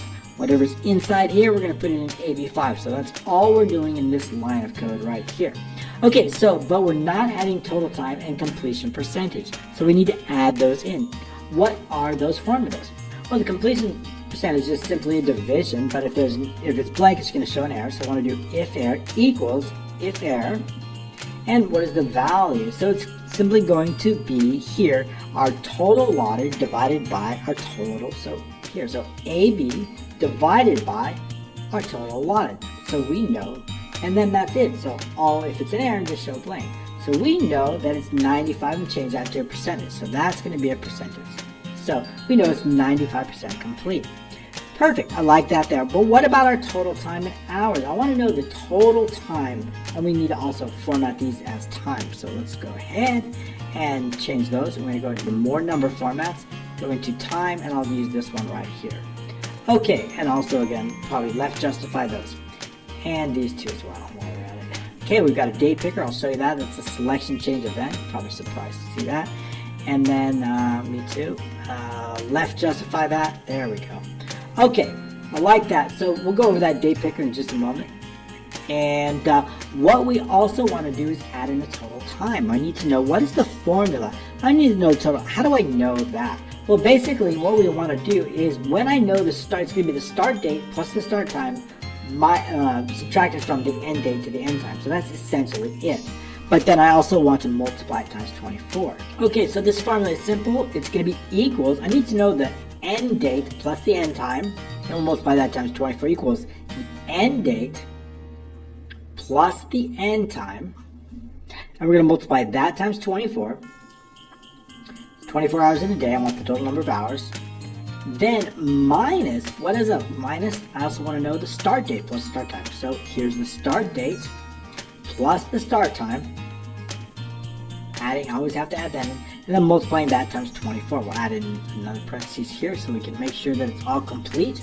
Multiplying that times 24 because I want to extract the hours of the day. So times 24. Okay, very good. So we'll take a look at that. It's going to give us 141 hours for this task. Okay, so that's looking good. If I were to change that to 524, let's change that. And we see 8 a.m. So that looks like minus 3 hours, 5 p.m. We'll change that to 5 p.m. so we can get the correct number of hours unlike that. Okay, so very good. So it's 9 hours, perfect. That's just the way we want it. We've got our calculated fields. Now when we have calculated fields, we can save the data to the database. That's no problem, right? We want to save that information here, total time, completion time, but when we load this up, we do not want to load this information. We don't want this number to replace our formula. We want to keep our formula, so keep that in mind. And that's another reason why I put them last. That's why they're last. So all of these 3 columns are all a formula. These are based on formulas, and this is a formula. So when we load, we only go to this column right here. Okay, so continuing on. Now that we understand how to load and we see that in action, so we can see how it works very, very well right here. What else do we want? I want to create a brand new task. So new task is simply clearing out a bunch of fields. Relatively simple. And we're going to assign it to this button right here. So I'm going to just basically right click, assign the macro, task, delete, and we're going to go to task new right here. Clicking OK. So that means when I click here, all the fields are going to get cleared out, and that's exactly what I want to happen. Okay, perfect. So that's what saving the task. If I want to hold down the control, we're going to right click again, click new, and then task here, and then we're going to save and update. That's the one we want to do. Scrolling down here, this one, and we might as well do the delete one. So holding down the control, again, and here, going back into task, we're going to delete it, clicking OK. And then I also want to browse for a folder, right? So I have that here, so I'm going to hold down the control. I'm going to zoom in here to make sure that I get both the icon and the shape. I want to capture both of them. Right click, assign the macro, and this is going to be attachment, add the picture. So it's attach, task, add attachment. Here we go. Okay. We also want to create a schedule. We got to do a task, creating that reoccurring schedule, assigning the macros to that. And we've got here under task here, and then make reoccurring. That's the one I want to do. Okay. We can zoom out and continue on. So now that we've got the macros assigned, let's continue to go over some of those macros so we can see how they work. We understand new is just clearing a bunch of contents. When we save or update, right, I want to make sure that the required fields, I'm going to just make sure that Y5 is required, right? I want to make sure that they have that. We also probably should use employee to make sure that they've assigned that task. So if Y7 equals empty, this is going to be a task name. I need to make sure that they've assigned a task name. Actually Y5, not Y7. So Y5, right, we're going to make sure if that's empty, the task name. AE5 is an employee name. We want to make sure that they enter that. If not, they don't have that information, we want to let the user know, and we're going to exit the sub. Okay, continuing on. Now what I want to do is I want to determine, is it a new task or is it an existing task? If it's a new task, you see that ID got cleared out. We know that there's no task row associated in B5. B5 will tell us, however, if there is a task row located in a task ID located in B4, it's going to generate that task row. So B5 will tell us, is it a new or an existing? If B5 is empty, it's a new task. When it's a new task, we want to create a brand new row based on the first available row of our task sheet here. Then what we want to do is I want to set that brand new task ID, that next available task ID that's in B6. I want to take that and I want to place it in B4. And I also want to take that and put it directly in column A, that brand new one. So we're going to do that right here. And then R is going to take on the formula, R is that row. We're not really utilizing in this, but I really like to have it in case it's usable. So we're just putting the row in here in case. But it's not really used in this training. Okay, if it's an existing task, all we need to do is extract the task row from B5. This time we're going to use data mapping, but this time we're going all the way to column 17. This is column 17. And that means whatever values are in these cells, here, we're just going to place in the appropriate row. How do I know what cells? Because all those cells are right up here. So I know what cells to extract the data from, and I know what row to place it in. So all we need to run loops from column 2 all the way to column 17, and our column 18 is already placed. So that's all we need to do using that reverse data mapping right here. It's going to bring over the data. It's going to save or update the data. Let's put that in. Save or update data. And we use for both new and existing rows. We use this line of code. Okay, I've got a brand new macro, right? Now there's a reason I got, so when I click here, when I click save or update, I want this message box to appear, right? Oops, I forgot to save this. So I want a message box to appear. When I create multiple transactions, okay, we're just creating a bunch of transactions, all right. Okay, so when I create this, I don't want the save button. So how can I ensure that we do that? How can I ensure that we get a message box, but only when they click this button? If I create a bunch, just like I did by accident, if I create a bunch of them, I don't want to have that message come up. So I'll show you a little trick. So, but we need to give it a name, save button. So save button, notice it didn't come up. All right. Why didn't it come up? If I click save, there's going to be no message box. Why is that? Saving, because I need to assign that button name. This is going to be called save button. Now I want to assign the same name to the icon in case they click the icon. But how do we do that? Because if I try to do it from here, it's not going to do it. It's just going to revert back to the button. So it did. And if I click on the icon again, you see it's not. It's still the same name. And that's because we have already a shape with that name called save button, but I really want to force the same name. So all I need to do is just go into the selection pane and take a look. We see that the save button's here, but that picture, that icon doesn't have it. So all I need to do is just change it from right here. So I can have, now I have two shapes with the same. So now if I select that, we see that task has been saved. Why is that? Because the application caller, the name of the shape that called that macro is called save button, then show the message box. And the reason we want it here is because I'm going to run this exact same macro. I'm going to run it when I create this. So when we create multiple ones, all we're going to do is change the start date and a bunch of things and just run the save update. But I don't want this to go up, this message box task and save to appear. Like if you create 10 different tasks using this, then I certainly don't want to have that message box pop up 10 different times. So to avoid that, we're running the same macro, but what's different is the button that called it. Notice this button is not called save, right? Save button. So this button is called something, we didn't give it a name, but it's not called it. Okay, so that's why we can do it. So very, very important. So that's all we do for save, okay? The last thing, we want to update the task list. In fact, notice that when we created that, we don't want this task list.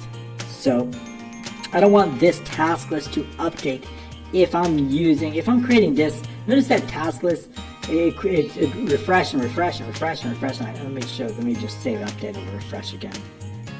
Okay, so basically when we create multiple tasks with this, I only want this list to show up, to refresh once, just once. So how do we do that? If the application callers then show the message box, and else, okay, so, and also I want to refresh the task list only if it's up. There we go. So there we go. And if. So now this list will only refresh if they've used this button. If they use this button, it will not. And that's what I want. Okay, very good. Now we can turn our attention to create and schedule. Now I did this by accident just a minute ago, but we're able to now schedule recurring tasks automatically with a click of a button as we did that. And we can save it on basically any interval. In fact, we need to make a drop down of this. So we're going to go into the admin and we want to take a look at which ones we want. If we take a look inside here, we see that this is called frequency, and that's what we want to make the drop down list. Going back into main, we're going to go into the data. And then data validation here, we're going to check on list, and we're going to say equals here frequency. Okay, so that's the frequency we want to set. We want to set it to days, weekdays, Monday through Friday, weeks, or months. So we can create tasks based on any frequency, setting any starting on and then any ending on date. So we'll automatically do that with a create button. And I did just that here with this. So let's take a look at what that might look like. If we take a look inside the tasks, scroll down here, we see that we've got a bunch of tasks, 510, 512, skipping 513 and 514, that's a Saturday and a Sunday, going all the way to 523 here, we see. And we also want to make sure that we've got, there we go, 27th and 28th are also, so we can see it, 27th, 28th, and then the 20th and the 21st are also Saturday and Sunday, so it skips the weekends and puts it only on the weekdays, and that's exactly what we want. Okay, very, very cool. So it's going to create the same tasks. It's going to update, of course, it's going to update the start days, and it's going to update the end days based on that, but that's what we want to do. So let's go ahead and take a look inside that macro, and then that macro is right here called task make recurring. We want to mention the frequency as a string. I also want to know the frequency quantity as long and the total time as double. And then I also want to know, we're going to know the start on as date, the unit until date, you know, so when are we starting? Start on until, we need to know both of those. So those are also going to be date values here inside VBA, and we also want the start date and end date.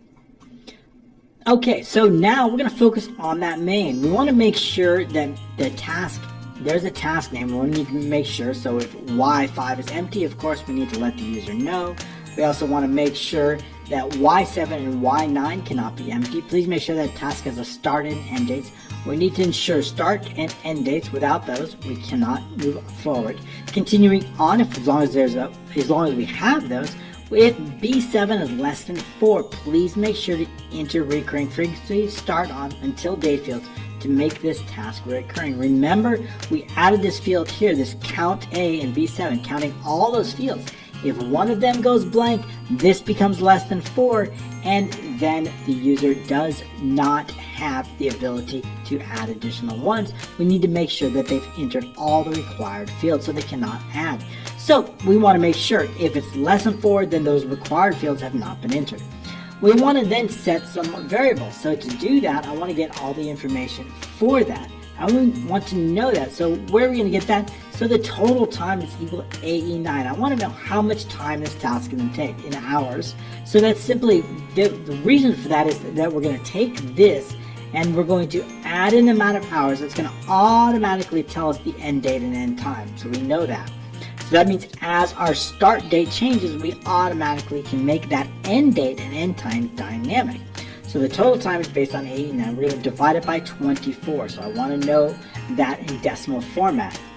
I want to know the frequency quantity that's going to come from Y18. I also want to know the frequency. What is the frequency that's going to come from Z18?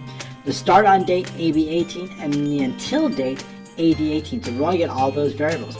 Now the start date is going to be what? It's going to be that start on date. The first date, this is the date that's going to change. So the first date is going to be whatever's in AB. So AB18, we have that there. So we've got the start on date. We're going to set the initial starting date, and I want to add in the start time, right? So the start time, the end date is going to be, actually the start date is going to be on the date itself, not this. We don't need that. Okay, so the end date is going to be the start date plus the total time. That's going to set the end date plus the total time. I need to make sure we're going to be just taking the integer of that, but I want to make sure that we've got covered the total time. So that's going to add in the essential hours on that. Okay, now we're going to run a do while loop. I want to do while the start date is less than or equal to the until date, right? So the start date is going to keep increasing and increasing all the way up until the until date. So how are we going to do that? First thing what we're going to do is we're going to set Y7 to that start date. So Y7 is going to take on that new start date as it updates. Y9 is going to take the integer of the end date, meaning the integer, meaning I only want the whole number. So it's going to exclude any of the hours. So the start time and the end time will always stay the same here. So that's all we're going to do. So just going to make sure that we've added up all the hours. That's going to add the days, of course. And then in case there's any extra hours, we're just going to remove those extra hours because they're already built up in the end time. So we're just going to set the ending date as a whole number. If it has decimal numbers, that means it includes the hours. I don't want to include the hours in this date because we've already got them included inside the end time of AB9. Okay, we're going to save and update this task. Once I've updated these dates, we're going to save. Remember, I said we're going to run this same macro again. So when we run this macro here, the save update, we don't want to see each time this task is saved. So only when the application calls the save button. So this is not save button. So that means these two things are only. In fact, I'm going to take this. I want to make sure that this gets run at the end of this macro right here. Okay, so we do want to run it, but only at the end of the macro. Okay, so we're going to save that. So now let's say what I want to do is I want to update the start date and the end date. Actually, just the start date is sufficient for us. So what I want to do is we're going to set select cases frequency. It's going to be based on the weekdays function. And if the case is days, we're going to use the date add function. D is for single day, every day. So we're going to simply add it based on the frequency, every 1 day, every 2 day, etc., etc. What if it's a weekday? If it's a weekday, I want to use the W function. But if it's a 7, meaning Saturday, 7's a Saturday, 1 is a Sunday. If it's those, we're going to add 2. I don't want to skip that and go directly to Monday. If it's a Sunday, meaning 1, I want to skip 1, I want to add 1 and going directly to Monday. So in either one of these cases, it's going to go to Monday, ensuring that the weekends are not scheduled. Okay, what if it's a weeks? We're going to use the WW. This is going to add however many weeks to the start date. So we can schedule every 1 week or 2 weeks or 3 weeks or whatever.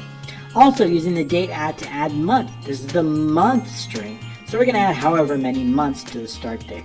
Okay, then we're going to update the end date. The end date is simply the start date plus the total time, and that's going to end. So we're just going to continue that loop, and that's going to create automated tasks. So for example, if I wanted to create one, let's say every 1 week, starting on, let's say, May 10th, and going all the way to, let's say, July 30th, and we click create and schedule, it's going to do just that. And if we take a look inside our tasks, it's going to update, refresh that list once. So there we see it refresh only once. We're going into the task. Of course, we can see that all the way in this okay? So here we can take a look. We see that we've got all the tasks that got created here. Starting, I believe at 5:10. So every week they got created all the way until here we see September 27th. So that's exactly so September 30th. So up until that before that, which is exactly what we want. So all those tasks got created, and then the list got refreshed. So if we take a look here at the bottom of this list, we see all the way that this list got completed, and we can see automatically it's selected all the way down here. I would definitely probably freeze these panes up. Of course, you want to filter these so you only show certain things. Okay, great. So we see how the creating recurring tasks automatically schedule. Really cool, and the list gets updated. What about task delete? Task delete, relatively simple on this one. Just give the confirmation. Are you sure you want to delete this task? If it's yes, delete the task. If it's no, we're going to exit the sub. Okay, so if it's empty, meaning there's no row that's associated with this task, it's probably new, we can skip the deleting of the row. If not, we're going to delete the row using this inside the task database, task row, deleting the entire row. We're going to run the macro new task. It's going to clear all the fields, and then I'm going to update that task list. So if I want to delete a task, I'll just click on delete. Are you sure you want to delete this task? Yes, it's going to clear it out, and automatically it's going to be ready for a new one. Okay, I like that. That's working really good. That's it for the task macros. Very, very cool. So we've covered all the task macros. Let's take a look at some of the scheduling macros. We can work on that. Okay, inside the schedule, we'll go ahead and click on the menu here. And what I want to do basically is I want to create a shape that's going to extend for as long as it is needed within the given day, right? And if the task does fall at any time within the day, in other words, if the start time is anywhere within the day or before the day, and the task is inside the day, even if it finishes after, I want it to appear here. So what is the best way to do that? Well, we're going to use shapes. Shapes are really fast, and shapes can represent those tasks. So what we want to do is we want to create a sample shape to do just that. Okay, so let's go ahead and create a sample shape. That's the best way, by inserting, and we're going to use a shape. We'll use this particular rectangle rounded corners. This is the one I'd like to do. And something about like this is for a sample, and we want it more round. So something like that would look good. And let's go ahead and shape format. And now the width is not going to matter, but the height will make right around 0.2. The width is going to be dynamic based on, of course, the task itself, right? If it's a longer task, it is going to show up here. I would also like to create a picture, so I'm going to duplicate that. And I'm going to basically make this a round circle. So the width of this is going to be 0.2. Okay, so just like that is what I want to create. So I'm going to give these individual names. So if we take a look at it, I want it called sample. This one's going to be called sample task shape. Sample task shape. And another one is going to be sample employee shape. Okay, so we've given them names. Now we don't really want them here, so what we're going to do is we're going to put them off. And I would like to give it a default, and that means if there's no picture associated with that employee, I would like to have it a default. So how do we do that? We're going to insert a picture into that. I've got a default picture. Again, if you want all these pictures and all these icons and everything, I make them all available to our silver and gold members. Silver can be on YouTube and also on Patreon as well. Inside the predictor tracker, we've got some icons here, and I got an employee picture. So I've got a default picture here, which I'm going to insert that. Okay, so we see the default picture here, but I want that inserted in the shape. So to do that, right, what I want to do is we're going to go into the format, the shape format, sorry, it's off the screen, and we wanted a picture or a text fill. So we're going to insert that same one, as a picture from file, and we'll just insert that default picture. That's going to set it up. Now, if there's no employee picture available, we will just use that default picture. Okay, and I also want some text. So let's put in some sample text here inside this shape. And I want to make sure that we've set accordingly. Obviously, we need to go ahead and center that here. And I'm going to left justify that, but I want to give enough room for that icon. In other words, that icon should appear right here at the beginning, and I want to make sure it doesn't involve that sample. So what we need to do is we need to set inside the text here, we are going to set up our left margin to be about 0.25 or 0.2. Let's see. Yeah, about 0.2 looks just real good. We don't need a right margin, we don't need a top margin, and we don't need a bottom margin. Okay, now if we take a look inside our, that's just the way I want it. Our colors here, our task status colors are all kind of light, so we can go with the black font on that. So let's go ahead and go to back into the main, and I'm going to set the back fill here. It doesn't necessarily matter because hopefully it's going to be changed as long as the color is found. So I'm just going to set it to that light blue. I'm going to set the font to black. Okay, so the color of the background will change. We don't necessarily need a border on it. It's a, whatever you, if you like borders, fine. Doesn't necessarily need a border on that. So let's go ahead and remove the border on the shape outline so we can go to no outline. Okay, and then maybe a little bit of a shadow on this. So when it's a nice feature to have a little shadow. So we're going to do just that under the shape options here under the shadow, and we're going to set the presets here. I'll give it a little bit of a shadow, but not too much. So we're going to reduce that to about 2 points and this to about 2 points. Okay, slight shadow on that pump. That is nice. Okay, I like the way that that looks. And now what we're going to do is, now that we have one called sample task shape, and we have one that's called sample employee shape, basically what I want to do is I want to create a filter for every single task that falls within this date. And so what we need to do is we need to have another advanced filter based on the date here in AI3. So if we take a look inside the task, I've got that set up already based on advanced filter. So if we look here, if we go all the way to here, we see something called schedule criteria. And it's both based on the start and the end date. And I want to know any type, if we take a look, let's go back to the main. I've given this a name, let's say called scheduled date. There's a named range here called scheduled date. So that name range is easier to use inside the formula, so we know. So I need to make sure that the start date is less than or equal to scheduled date, less than or equal, and greater than equal, the end date must be greater than equal to scheduled date. Let me say that again. Okay, the start date must be less than or equal to scheduled date, and the end date must be greater than or equal to scheduled date. So I want to know all of the tasks that fall into that, and we're going to get something like this. So we see a start date here and an end date here, right? It's within that range, right? So we want to make sure this shows up. This one starts on the 15th and ends on the 17th, so it also falls on the 15th. So we can see that there's different ones. This one starts earlier and ends later, so we can kind of get a good understanding of exactly the type of task that we want located in here. So I'm going to take a look. Once I get those results, I want those results to appear in here based on that advanced filter. I'm going to loop through each one of these results. I'm going to create a shape for each one of these. Now I also need to extract the employee picture. If we take a look inside here, the employee picture is here. Now this is just the name of the picture. When we combine the name of the picture along with the folder, now I've got a name range called picture folder here. So when we combine the folder along with the name, we get a full file path. And that is exactly what we have here for all of our, so this is the path here. So we've got the path to all those pictures.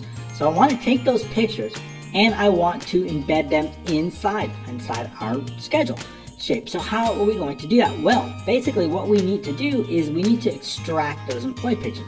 If I know the employee name, which is located right here, how do I extract the employee picture from here? Well, I can use a named range for that to help us and a formula. We go into the name manager, we go down to employee, we have one called employee pictures. It's a dynamic named range based on employee pictures. So I'm going to index this named range, and I'm going to use the match. I'm going to match the employee name. If it's found, it's going to return that picture. I'm going to take that formula, I'm going to put it right up here. Here it is. So we're going to index the employee picture. We're going to match it based on whatever the employee name is in AM3 and the employee name. Right? It's a single column. If there's an error, going to return blank. So what we need to do is once we get all the results down in here, we're going to determine the last row. In this case, it's 20. I'm going to take that formula and I'm going to bring it all the way down here. And that's going to let us know exactly what picture is associated with what person. As I loop through these, I create a shape. If there's an employee picture, I then insert that picture based on that path. And that's exactly what we're going to do inside that particular schedule refresh. So how are we going to do that? Well, that comes with a macro. So we're going to go back into a module called Schedule Macros. We're going to double click on that, and we've got Schedule Refresh here. Inside this, we've got a bunch of variables that I'll be going over as we go through the macro. So we have a task shape. This is a variable called a shape, task shape, a shape. What we need to do anytime we refresh the schedule, I need to remove any of the shapes that are associated with the task, any of the shapes that are associated with the employee picture, because we're refreshing it. So we need to remove all the existing ones. So focused here, for each task shape in shapes, for all the shapes inside, we want to look for very specific names. Any shape that contains employee task, we want it removed. How do we know? We're going to use the inString command. We're looking for this string inside the name of the shape. If that string is found, meaning it's greater than 0, then we're going to delete it. Now what we want to make sure is any other shape. We certainly don't want to make sure, we don't want to delete this, our sample task shape, so we want to make sure that we've included a unique name that has only this string here for that shape, so nothing else, okay? So we're going to remove the tasks, and we're going to remove any shapes that are called employee picture, EMP picture. So we're deleting all of those. And we're just going to loop through that. That happens very quick. Okay, then what I want to do is I want to get the scheduled date. That scheduled date is going to be an AI3. So I'm going to put that into a variable. That's a date variable. I also want to know the start time. What is the scheduled start time? That is very important. It's going to be, what is it based on the scheduled start time located in the admin start time. Why is that important? If we take a look inside here, we know the start time is a named range called start times. It's 8 o'clock. Because I need to know exactly what column to start it on, right? It's going to be based on the start time. We know 8 o'clock is the start time, so anything that starts before would, of course, start right here. Anything that starts later would start maybe here. So we need to position it based on that start time. So that start time is very, very important. Okay, so continuing on, we also want to know the schedule interval, that interval based also on the admin screen. If we look in here, we've got the interval, that's the name range we worked with before. It's 30 minutes of currently what it is. So also what I want to know is I want to know that employee picture folder, and that's going to be based on the admin picture folder, which is this one right here. Okay, so now that we have all of that, the employee, then we've got all those variables set up. This is a string variable. This is a double variable. This is a date variable, and this is also a date variable. Okay, so we're going to focus back on the tasks. Now this task is where we need to run our advanced filter using all the data, having our criteria here, and getting those results right in here. Once we determine the last row, bringing down the formula. That's exactly what we're going to do right now. First thing we want to do is clear any results all the way from AK all the way through AS. So clearing any previous results, that's very important, especially when we have formulas. Determining the last row, if it's less than 4, we have no data, we can exit the sub. Running our advanced filter, determining based on AH through AI3, that's our criteria right up here. The results are going to go AK2 to AR. Okay? Then we're going to determine the last result row based on column AK, that's the task ID, which is required field. Then if it's less than 3, we're going to exit the sub, that means there's no results there. Okay, now is the time we want to bring down those employee pictures, that formula that's coming from AS1. I want to, in a single line, I want to bring it all the way down from AS3 through AS, the last results row. Using the formula to formula exchange, it's going to bring down that formula correctly. Okay, now we're ready to run our loop. We're starting in 3, going all the way to the last row. We're then going to create and position shapes for every single task. To do that, we are going to run a loop. The result row, which is the long variable, we're going to run that loop. I'm going to get all the variables, so I need to get all this information into variables, and we're going to do just that. So we can go over relatively quickly because we're just going to go through every line all the way from AK. I want the task ID in a string, the task name, the employee name, the start date, it's the date, the start time, the end date, and the end time. So I need all that information. The status of the task, that's very important because it's the status is going to tell us what color. And the employee picture, this is just the picture name itself. So all that's going to come, we're putting all that into variables. I want to set the starting column. What is the starting column? I know that if the start date, let's say it's 5/9, if I know the start date is less than the current date, I know we're going to start that off right here in column. What column is that? Let's go ahead and type in equals column. So we know that that column is 35. So anything that starts on the day before, or if it's the current time, like 8 o'clock a.m., if it's the current start time, we know that starting column is 35. So that's what we're going to focus on here.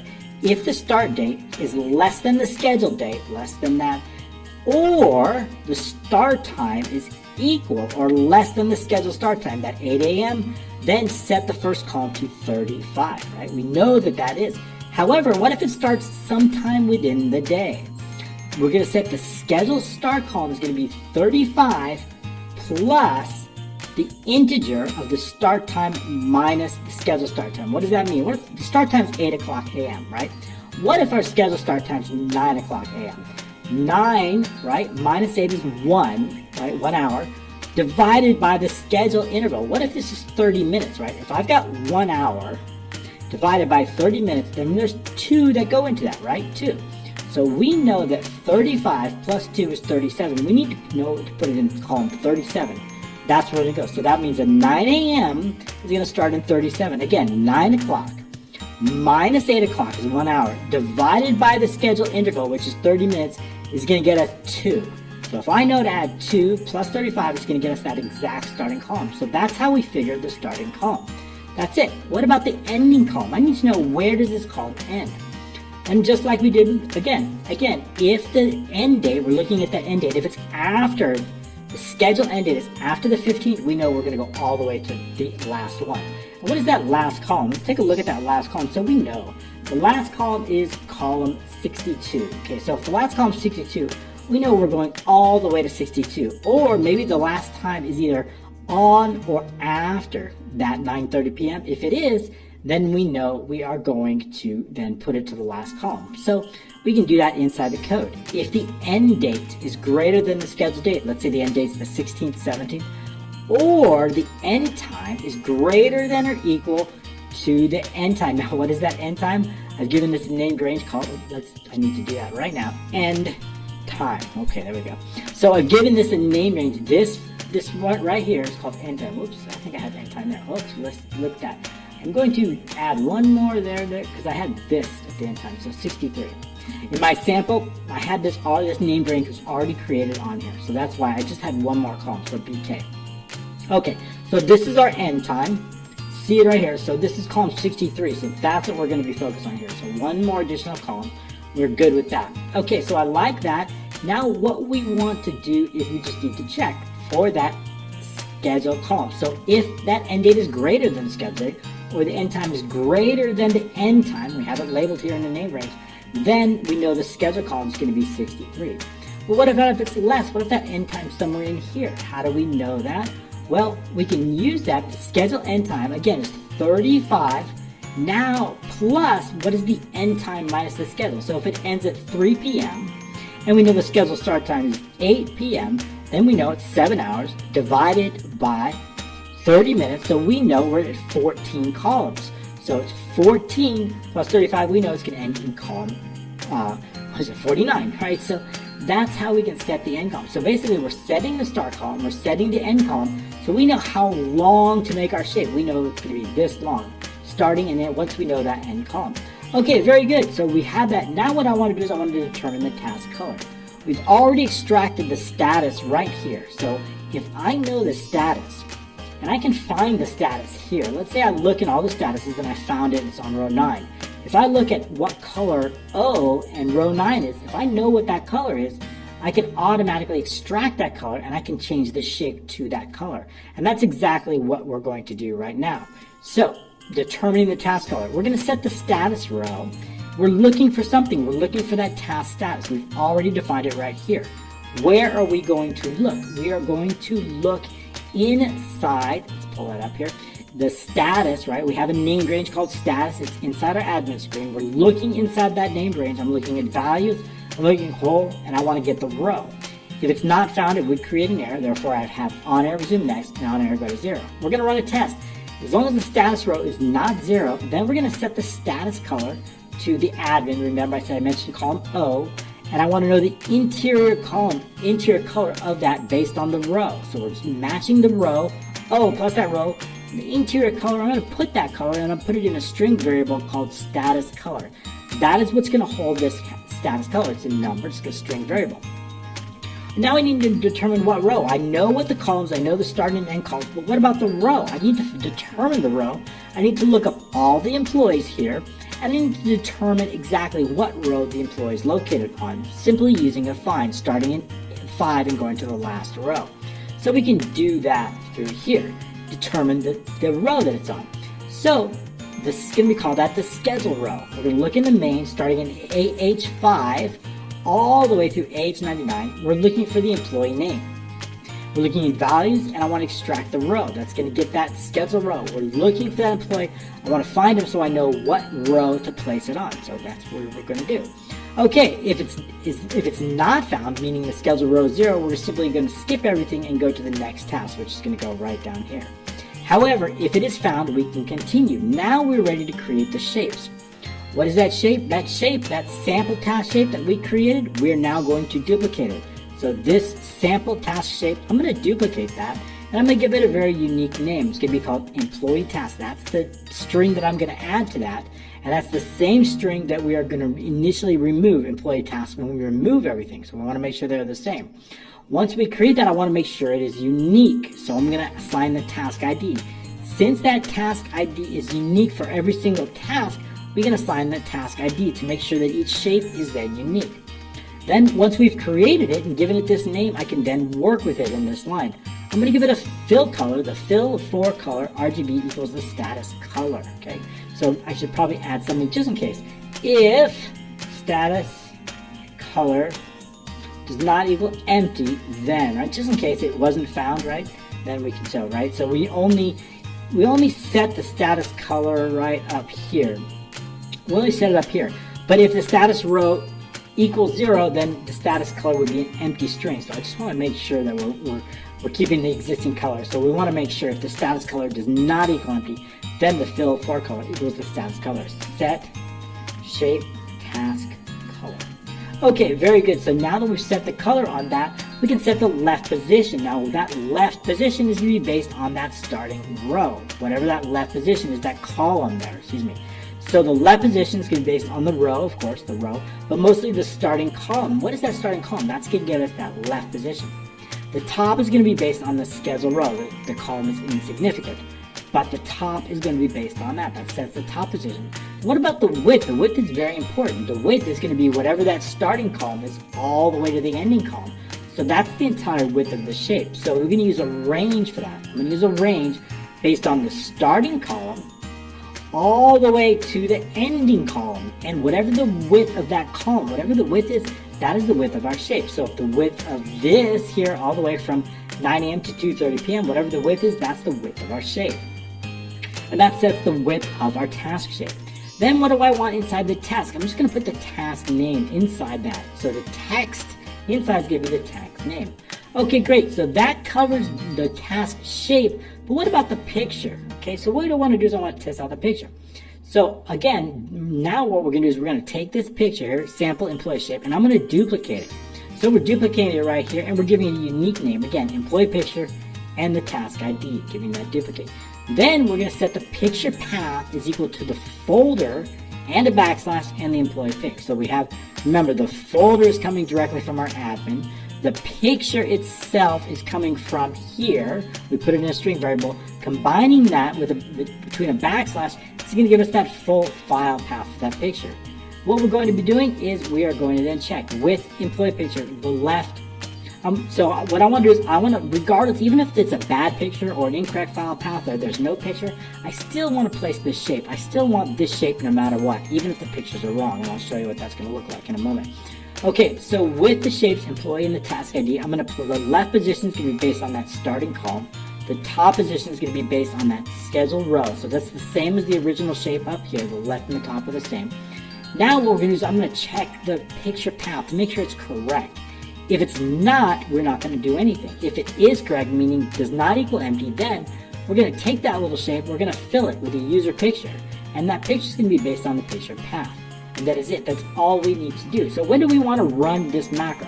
Well, I want to run the macro when we click today, right? Which is then going to place, or basically I want to run the macro anytime something changes. If I click here, I want to run that macro. It's going to be a change event on AI3. As you see, it just happened. How did that happen? Well, we did a change event on AI3. Let's go into the code. We're going to go into main, and it's called a worksheet change event. And it's based on AI3. When we make a schedule date change, the schedule refresh. We're going to refresh the schedule, running that macro. So you see it automatically ran. So we take a look at this. We see here, we can get rid of this now, we've used that. And we see here that this particular task, and I think in the Patreon update, what I'd like to do is I'd like to create a macro. When I select a task, I want to automatically go into the project task, and I want to automatically load that. I think that would be really cool. Remind me. Okay, so that's good. So we see how we have different tasks and different pictures. Now what happens if the pictures are not correct? I don't want it to throw an error, so I'm going to just change the path, making sure, because that's going to make an incorrect path, and that's what I want. So now what I want to do is just going to double click here, and I want the default picture to show up. Even though there's no picture, I don't want to create an error, I just want to show that. And that's exactly what I want to happen. So that even when there's no employee picture, I still want that to show up, so that giving the user the understanding that that's where a picture would go. But when we do have a correct picture path, then we see that the pictures will display. So I've made the fix to that. Okay, so, and of course, we double click on here or choose any date, and it's automatically going to update. Okay, on the 14th, we only have a few, and the 15th is where most of my data is. Okay, great. So we see how that's automatically going to refresh. I would like that a little bit quicker. I'll probably do that. Application screen updating true and false would help that. Okay, so now what we want to do is we want to get previous, today, and next day. Those are the macros. Those are very, very easy. Those particular macros. Let's go back into that, not this workbook. Let's go back into the schedule macros. We just finished off with the refresh, and now we have three very, very simple macros. Today, all we're going to do is take the current date and put it in AI3. In fact, I probably don't even have to refresh it. Why don't I have to do that? Because as soon as AI3 changes, it is going to automatically update the macro. So we actually don't need these because I added a change event. So don't need that even. So all I need to do for the schedule, take whatever's inside AI3 and subtract one for the previous days. For the next day, take whatever's in AI3 and add one. And that's it. That's all we have to do. We don't even have to refresh the schedule because any changes to this will automatically make that happen. So now we're going to assign our macro. So I'm going to right click here, assign the macro. It's going to be that previous day. So we're going to go down to schedule. And then we're going to set that to the previous day. This one, we're going to right click and then assign the macro here, obviously, and that's going to be scheduled today. So today. And then lastly, we want the next day. Again, right clicking, assigning the macro, schedule here, and then that's going to be the next day, clicking OK. All right, so today is the 31st, and I don't think we have too much. That is correct. Previous day, previous day, previous day. Okay, very good. And we got a pop-up calendar. That's going to be a selection change event. When I make a selection change, I want that calendar to appear. That's going to end up here. Inside, we got lots of, you saw that happen a lot. So if we take a look inside the main selection change event, if I select any of these cells, we are going to run a macro that checks to make sure that calendar, and we're going to run another macro that shows that calendar. That particular macro is located inside here, this time picker macro. I was thinking about adding a time picker on it, but I didn't, so I'll remove that.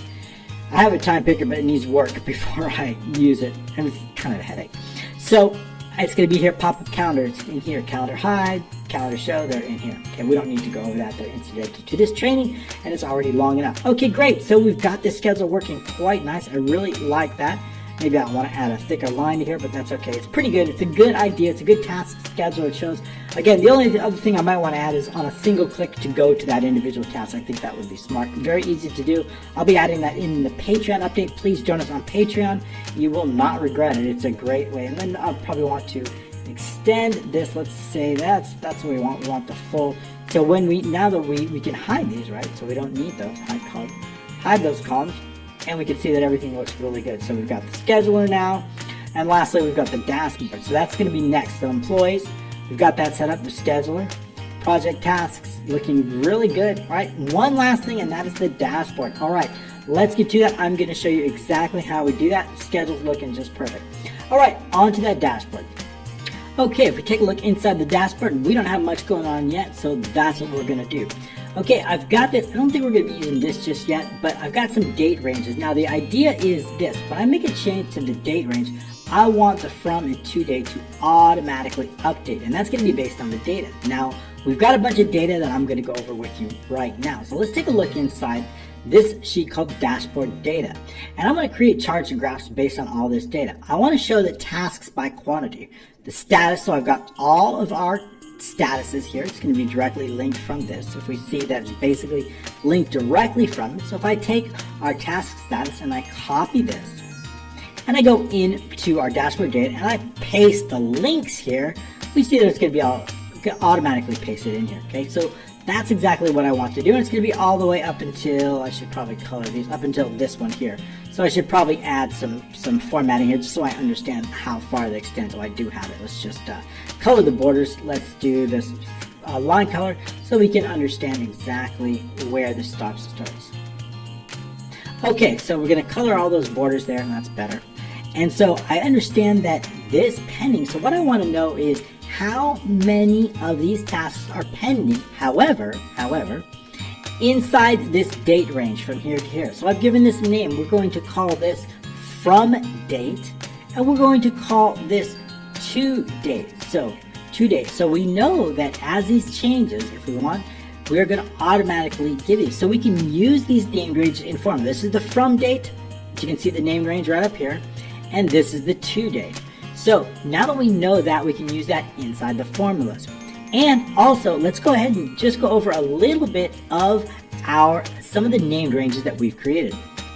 Okay, so back inside our tasks, I just want to go over some named ranges because we're going to be using those inside the formulas. So we're going to go to the name manager and we're going to look inside our task. And I've got basically a task ID here for our tasks. As we can see before, a task metric. So for each one of these, I've got the task metric, so unit or time. We've got one for the start date. We've got one for the status.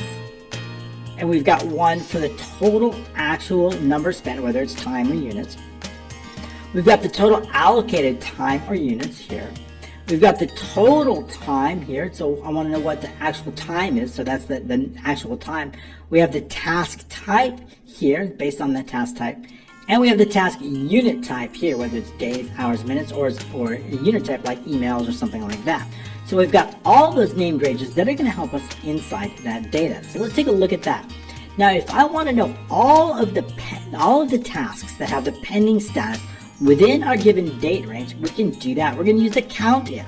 Now, what am I counting? I want to use the task status must be A3, pending. But I only want to know the tasks in which the start date is greater than or equal to and the from date. Okay, so it's going to be greater than the from date, and it's got to be less than or equal to to date. So we're basing it on the start date. So our start date has to be within that time frame. That's what I want. I just want to know the start date in time. So all I need to do is then just copy down this formula here, and it's going to automatically display. So I'm going to create that.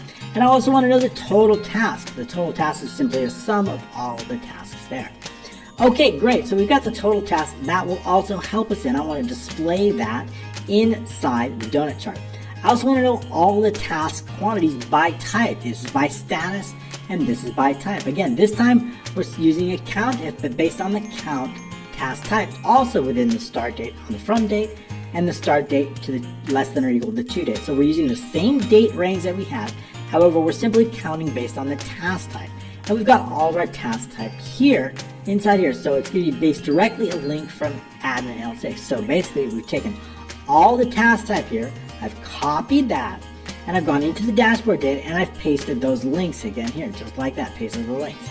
And that's all we have. And then again, I gotta color that again, just so we know. Let's just highlight. I want to highlight all that so I understand where the links end. So I think that's gonna be helpful. It's helpful to you, so we know that this is a link cell and this is not. Okay, so we've got that. I've got the total. I also want to know all the time-based tasks. Now it's very important. I want to separate time-based tasks and unit-based tasks. And why is that important? Let's just go back into the dashboard, the project task here, and I want to show you something. So on a unit-based task, we're counting something. I want to count maybe APIs, and we're counting. I want to know how many allotted and how many were completed, right? So we're counting some type of unit. However, in a time-based task, we might be counting number of minutes, hours, days a week. So I really want to separate them, and it's very important because if we're using a time-based task, when we go over, that's not good. When we're using a unit-based task, when we go over, that's good, right? We want to produce more units in a given amount of time, right? So if I look here in a unit-based, if I create more APIs, 30, and I have 30, but I've only done 28, that's less than ideal. But if the less is time, so basically I just want to separate time and units. Less is good in time, more is good in units. Okay, so that's why we're separating at them. That's why we want to know the unit types. So here's some unit types, minutes, hours. I want to know what's the total time allotted from all the tasks within the given period. Remember that given period is based directly on our schedule here, on our dashboard here, based on the from and to date. So that's where we're going to go. So to count that, it's simply going to use the sum if, and this time I'm summing the task all of the allotted time. I want to know all the allotted time. Or remember, these are time-based, so all allotted number, time, allotted total time. I want to know how many minutes or hours I'm separating it, days, weeks, or month, because certain tasks can be based on different. So we're using the sum if, and I want to make sure the task metric is only time. Remember, this is not for units. This is only for time. I want to know only when the unit type is G3, when it's minutes. And of course, I want to make sure the task start date is greater than or equal to from date, and this task start date is less than or equal to to date. Okay, so we're basing on the start date, from and then to date. Okay, so that's the total time, and then we just have to bring down this formula for all of them. The actual spent, same formula, except we're now summing total actual spent, all the time actually spent. And then I want a completion percentage. If there's an error, I'm simply going to divide I3 divided by A3. We see that they spent a little bit more time than they were allocated, so this is bad, right? We want it less. We want the completion to be 80 or 90 or 70%, not over, right? We don't want to go over time. However, in the unit base, we do want to go over, so right? So this is good, 95%. We've allocated 40 hours. It only took us 38 total hours, so we're within 95%. That's very good. Okay, so we see the tasks are really good here. So we can then just create the percentage. Now, also I've got unit-based tasks. Unit-based tasks are very good and important. So what I want to do is I want to create these units. And now these units are based on what? They're based on the unique units based on this. So notice we have calls and APIs and sales. So what I want is a unique list of all of the unit types. VBA can help us with that. So let's go into the dashboard macros. This is a very small one. It's called dashboard refresh. And basically what I want to do is I want to get the unique unit types.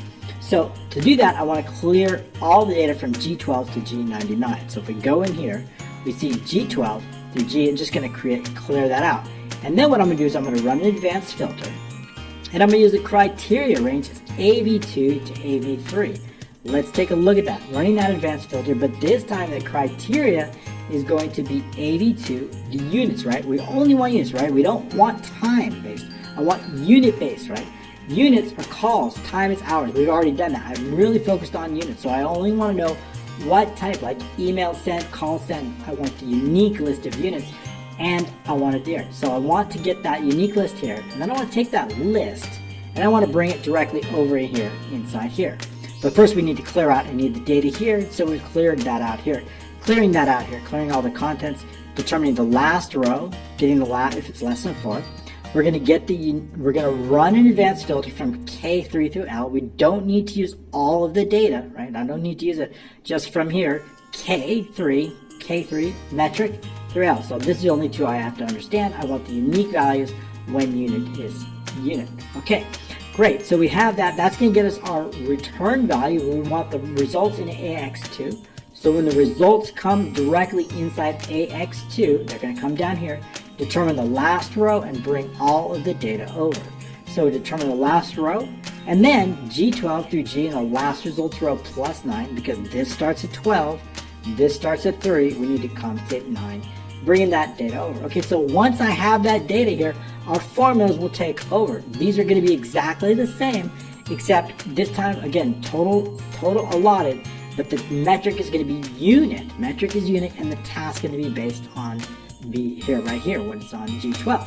Okay, so we just need to bring that down. Again, this is going to sum in the total actual and the completion percentage. So it's exactly the same, and all we need to do is just bring down these formulas, double click, and it's going to bring it down all the way. All right, very good. So we can see how we get the unit base. Now what I want to do is I want to know the last two. I want time period tasks based by employee. In other words, I want to know the individual employees here, a list of employees, a link to the employee list. I want to know how much time they've been allotted on tasks, focus only on time-based tasks, and this one's for a very specific employee. We're totaling the time allotted, but this time we're basing it on a specific employee, of course, also within the date range. Total actual spent also for this employee, and the completion percentage here, and the completion. Okay, so that's it. So then I just bring those down for the individual employees. We're going to bring down all the employees. Okay, so that's time-based, but what about, again, unit-based, right? For those employees who are doing units, again, we want to do something, but this one's going to be unit-based and based on the employee. So we've got a list of employees and bringing down the data. Okay, so now that we understand how we acquired all of the data, what I like to do is I would like to create some charts and graphs for this data. So let's go ahead and do that now. Okay, so first I'd like to just basically highlight this data here, however we have it, and I'm going to insert, and we're going to click on here, and I'd like a donut chart for this. And that seems nice. Now I want a dynamic total on this. So instead of quantity, I'm just going to put equals tasks by quantity. Okay, so that's fine. And I'd like to bring this up here. So I want to bring this all the way up here. So we have that. And I'm going to give it a little bit of a color that we would like. We're going to go with a theme color. So I'm going to give it the color, and I'll be using this blue theme here. I think that's sufficient. Okay, so task quantity by, so that's kind of what I want, but I would like to also place some legend in there, so we're going to add legend in there. So actually, we've got the legend, so it's just some data labels, and I'm going to make them white. So we'll cover the format in just a bit. I think that's kind of what I want. So what I'm going to do is I'm going to Control X here, and then I'm going to go into the main, and then I'm going to Control V. Okay, so that's going to paste it in here. Okay, very nice. So I'm going to place it about up here. And then what I like to do is add some format. So I'm going to drop this down so we can see it because we'll be using the format. And this shape fill will be using no fill on this and then no outline on this. Okay, like I said, that legend, I would like to have those in white. So the font, we'll do a white font here. And then also make it a little bit bold so we can see it. Now we're going to be working with this, and I don't want borders around it, so we're going to use Control 1, and it's going to bring out this format here, and I'm going to float this over here so we can get a little bit closer. Now, inside this, I don't want any borders on that, so I'm going to say no line on that. We don't need any borders. And also, I'm going to give it, the fill is fine, but what I'd like to do is work with it. I'm going to add a little bit of a shadow on here. It's a little bit too much, so I'm going to drop it down to 2 points and 2 points on that. I would like a soft edge, maybe not necessary, but I would like a 3D format on here so it pops a little bit. So I'm going to give it a 3D bevel. Okay, that looks good. And I also want to make the donut hole size a little bit small, bigger so we can see the text. Okay, good. I like that. I'm going to increase this to 10 font, and I'm going to set this a color. So I'm going to increase this. I'm going to give it this our theme color, which is this one right here. And then we can make that bold, I think, and that looks pretty good. Also, the same thing here. Again, bold here. Okay, tasks by status. I like that. That looks really good. And what we want to do is I want to shrink this up a little bit because I don't need this big. And so what I'm going to do is I'm just going to bring it up here like this. And I want to make sure that we have enough space so that our legend does show. Okay. We can also use it. I think that's okay. That looks pretty good, just like that. All right, very good. Okay, very good. So now what I'd like to do is I want to add some information inside here. So I'm going to enter a text box here. So shapes, text box directly inside here. And this is going to be the total tasks. So I'm going to put total tasks. And then we'll enlarge that a little bit. I want it a little bit bigger so that we can fit in that. So I'll make this a little bit bigger here. And we'll go inside here and make this a bit bigger. I want to show it. I'm going to center that here.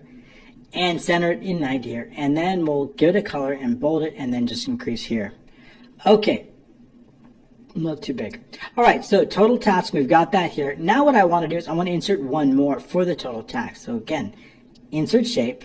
We're going to text box, and in fact, let me escape out of there. I want to select this first so that it moves together. So I select that again. Once again, shapes, insert text box, and this way they're going to move together. Equals, I want this linked to the total tasks that we have set right inside our dashboard data right here. Total tasks 84. Okay, I'm going to center that here, give it the font, and increase that.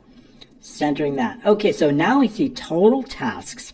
Perfect is 84. Okay, I like that. That looks pretty good. And that's, so what I meant is when they move together, see how that moves together? That's what I wanted to make sure of. Okay, I can drop this down. I want to make this a little bit bigger here, just so we can see it. And that's pretty good. I'm going to try to go for one font size bigger. So 16, but let's do 15. 15 should be sufficient. Perfect. 15 is the font, and then we can go 84, drop that down. Okay, so that looks nice. So I can see the total tasks and everything. And now what I'd like to do is I want to add a little bit of a background to this, as you saw in the sample. So I'm going to insert a shape here. I'm going to use a rounded corner here. And this, of course, is going to go in the background, but it's going to be somewhere about right up like this, okay? So now I'm going to give it a white fill, or probably maybe just, I'll do a white fill, and I'll do no outline. And I want to make sure there's a shadow on it, and then I'm going to move it to the back. So we're going to go Shape Effects, Shadow, and we'll just give it a little bit of a shadow. And then I also want to set the transparency to probably about 50%, something like about like that. And then we're going to move it to the back, so send to the back. Okay, so now we've got a nice, quite little background that we have set on that. Okay, so that looks good. I like that because I want to enter one more, this time a pie chart. Okay, so we're going to save our work, and now we're going to go back into the dashboard data. And now I want to create a pie chart based on that. So we can just select just the data that we have for now is fine. Inserting, this time we're going to click just a pie chart. Okay, again, once we're going to set that up just as we did. We want a dynamic title on that, so we're going to equals task by type. Okay, that's task by type. I'm going to place the legend. This time the legend here, probably not because it takes up a lot of room. So I'll just add some data labels onto that and set the category labels. So again, we're going to set the data labels here, and I'll use the inside out. Let's do inside out is good. That looks good. And then what do I want to happen? I want to display that. So I'm going to go to the more options, and we're going to go into the label options because I want to see the label options here, and I want to display here the categories here. So that's exactly what I want, right? So we're going to give it a color. So I don't need the legend in this case. That's unnecessary. I can delete that. That's going to increase the space here. Giving it the color, the same color of our theme here. Okay, that looks pretty good. Task by type. And we'll customize the rest on the other sheet, but that's kind of the right idea. So again, taking this, Control X here, and then going back into the main here, selecting something else, and then we can do this, Control V. Okay, so that's going to put it. Now I'm going to put it right about here. Of course, we're going to shrink it up here, so we want it to display it. So I'm going to shrink it up a little bit here, and also we're going to make sure to bring this up here. I like the way that looks. Giving it the color that we want, making sure it's bold, the same as the others. Again, doing the same thing, increasing the font, blue, and maybe bold on these would be sufficient. Okay, also the same we're going to do here. I want, just as we did before, we want no lines here. I want inside there, I'm going to set a shadow on that, a slight shadow, 2 points on this and 2 points on this. A 3D format on that. I do want a bevel on that just as we did before. So I want everything to match the theme. Again, on the overall image, right, we don't want any no fill here, so we're going to shape, and then no fill on that and no outline on that. Okay, so let's take a look at that. That's looking pretty good. I like the way that that looks. It's got a nice completed look. They blend together. We can move this one over a little bit, but it's pretty good just the way it is. Bring it over. All right, great. So we've got task by type. We've got quantity by type. These things look lined up.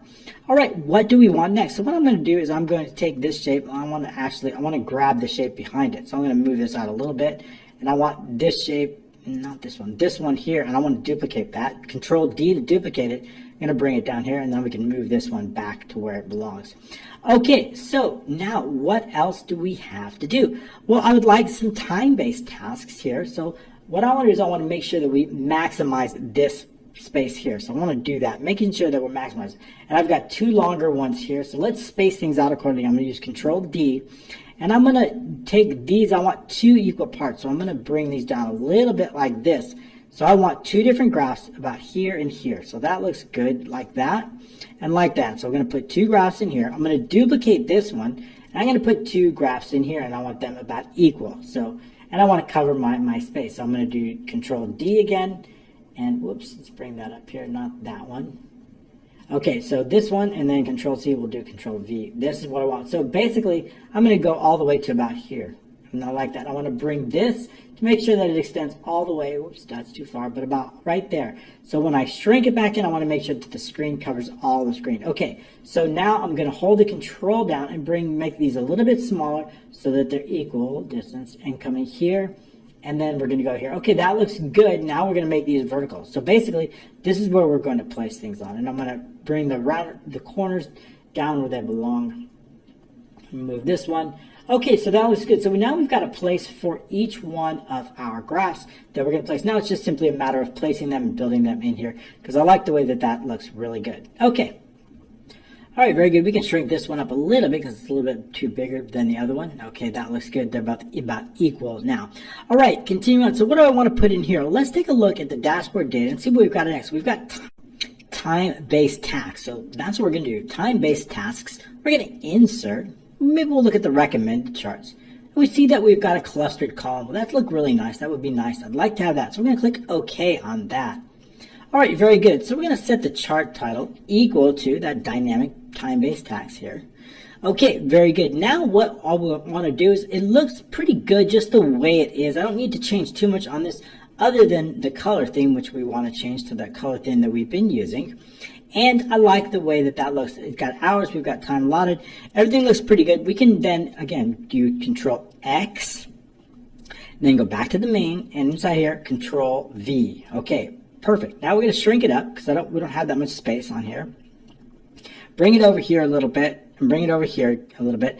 Okay, very good. I like the way that that's looking pretty good.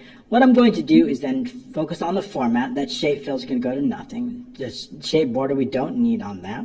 So that's going to be close to what our theme is. We want to update, of course, all the font colors to make it look. We're going to drop this down here so we can see everything a little bit quicker, and we can change the text fill to here, that colors, bring it up. I'm going to bring it up to 10, and then the time base, we're going to then bold this just the way I'm set the color there. The same thing, so all the font is going to go to the colors that we're choosing, which is our theme color.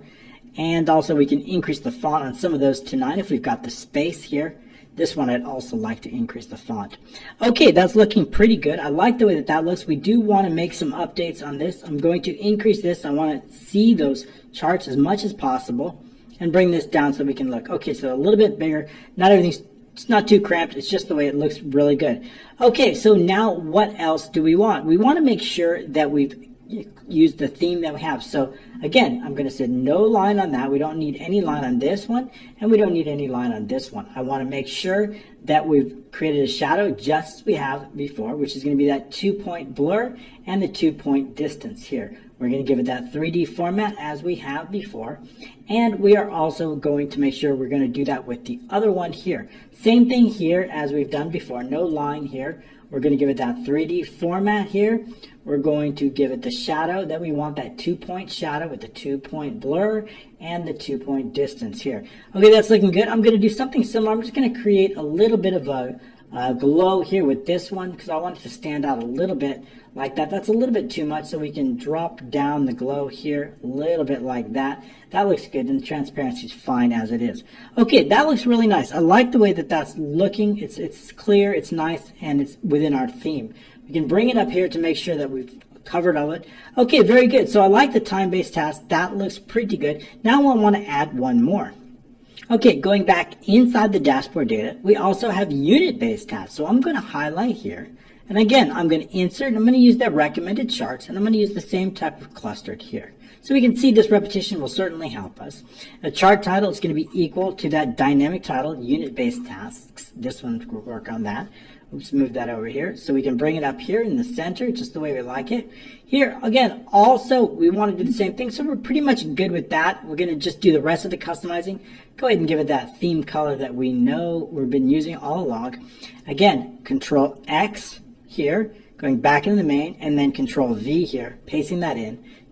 Update the formats to no fill, no lines on that one here, and then customizing everything just the way we had it. So let's drop this down again to make sure that we've got everything lined up. The color of the font here, scrolling up here, and we're bringing this up to 10 just as we did before. So also everything is a little bit of repetition here, but that's going to help us learn quicker. Okay, and then we'll size everything up accordingly to make sure it's right, and we'll position it just to make sure that we have everything. Okay, I like the way that that looks. I don't think we need this one bold. And this one we do want bold. It's consistent with our theme and colors so that everything is good. Okay, again, I like that. We do need to position this accordingly. Obviously, it's too big here, so we want it to fit within our... All right, that looks good. Make sure that we've maximized the size. The only thing I want to do on this is I want to remove those inside lines. We don't need those. And we don't need these here. Okay, that looks good. But I do want to increase as maximum as high as possible on these and drop this down a little bit. That looks good. Again, setting the same theme just as we've done before. No line on that. Going back into the presets, giving it that shadow. Again, 2 point here. So everything is exactly consistent with the way we've been designing it. Giving it that bevel here, just the way we did here. Same thing with this one here. We also want to give it that shadow, just as we did before, the 2 point shadow, consistent, and also the 3D format on that bevel. Let's go here. Okay, that's the bevel. That's what I like. And of course, we're going to give this line the glow, just as we did before. Here, giving it that glow and then dropping it down here a little bit. We don't need that much of a glow. Okay, that looks pretty good. That's equal distance. I want to double check the glow on this one to make sure that we are consistent. We see that this has got a 2 point and 60%. So that's what I want to match here. A 2 point and 60% on the glow. Perfect. That's just the way we like it. Everything's looking really good here. We've got unit-based tasks. We see where we're going on that, on the completion percentage. Very good. Okay, we got 2 more to go. Then we are going to be complete. What are they? I have time period tasks by employee. So we're going to go into the dashboard data. And I just want something relatively simple. So I'm just going to select on the employee here and the completion percentage because that's really all I want to show. I'm going to insert. I'm going to go into the, let's do a 2D bar chart. And that should be sufficient because I want this one's going to be long. So instead of completion, I'm going to set equals. I'm going to use that time period tasks by employee. And that's what I want to show. Okay, so everything else is in here. I think we're already on the right theme. I just want to make sure it looks the same. Okay, continuing on, again, Control X, and then going back into the main here, and then Control V. Okay, so now let's size this up accordingly. So we're going to bring it down, make sure it's within our panel, just as we want here. And then what we can do is now what we're going to do is remove that shape fill, that shape border. That looks pretty good. Again, changing it. I'm going to drop this down so that we can start to format it accordingly. That text, using the text, let's do this text fill. This color here is our standard color that we've been using, making it bold so that they're all the same here. I want to remove those interior grid lines. I really don't need those. And okay, that looks pretty good. I don't know. Yeah, we could probably go one font bigger on the employee names, and we'll do one font bigger on that. Okay, everything is looking good. Everything got colored up accordingly. Now we're going to change the bars to make sure that they're consistent with our theme. No line on that, no border on that. The fill will be automatic. The shadow will be standard as we've been doing.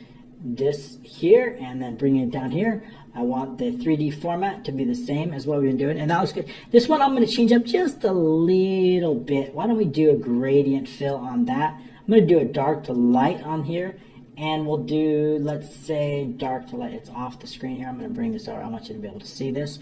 I'm going to do a dark to light. I'm going to do dark to light here on that one. That looks kind of nice, a little bit different, so it gives it that dark to light. I like that. Everything looks pretty good here. It's kind of pretty straightforward here on this one. Okay, very good. One last one, saving our work. We have not been doing that frequently enough. Going back to the dashboard data here, and then what I'm going to do again, this time unit period tasks by employee. So I'm going to hold down the control. I really only want to focus on the completion percentage and the employees. We're going to insert, again, just as we've done before, 2D bar chart. Double checking here, setting the title as dynamic based on a specific cell. You see how we do the same thing, very, very similar. And then in enter. Okay, that looks good. Again, I want to check the theme here, making sure that we're on the right color.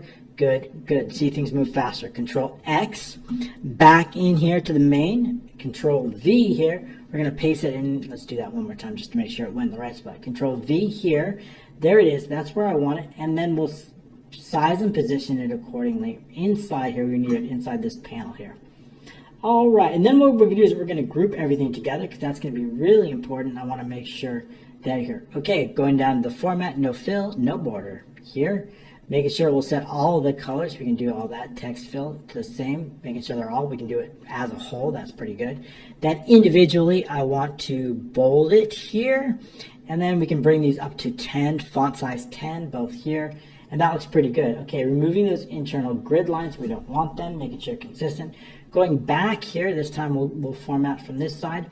I want, again, no line here. We'll do the gradient fill here. Oops, not all, I want all of them, not one of them. Let's select out and select back in here.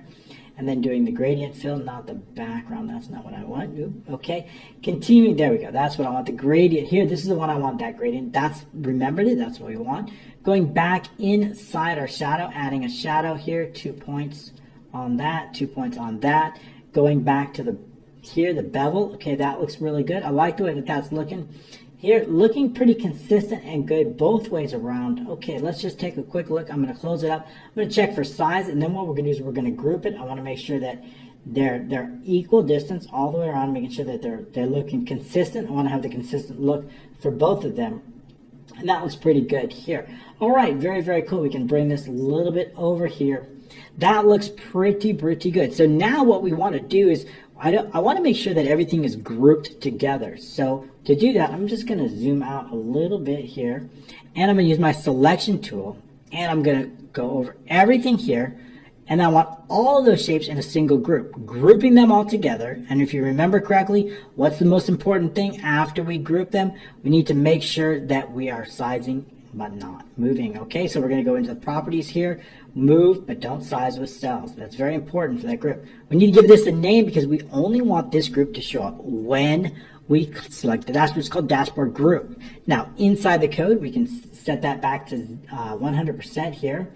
Okay, so that's looking really good. We can close this out. I like that. It's looking nice together. And now what we're going to do is we're going to go back in the code, and we have a dashboard refresh. We want the, let's close this one out. That's the sample. Main screen macros. Remember, we didn't have this shape. Now we do. We just created it, dashboard group. And we also have this one right here, shapes dashboard group. We can comment that out. That's what's going to show or hide it. So if I select on here, that looks pretty good. That dashboard automatically. Project tasks here. Going back into the dashboard group, looking really good. So we see that it appears. We can unselect something. Employees. Wow, this looks really good. We created a really incredible productivity tracker, complete with full-scale dashboard. If we want to check to see if we want dynamic. Last month, not too much data going on there, but we can see that. Shows a little bit. This month shows a little bit, so the automatically will show based on that. We can set the dates here. It's going to be based on a date change. If we want to change the dates here, we can. I'm going to increase this column a little bit here. And that looks pretty good. I really like that. And then if we change this to this month, I didn't really show you. I want to show you one more thing. When I make a change to this, notice how this becomes automatically the month. Let's do that. That's on a change event. And that's called the dashboard, right? It's going to change. So let's go and look in the dashboard macros. One macro that I want to show you, date range change. This event happens when there's a change to H3.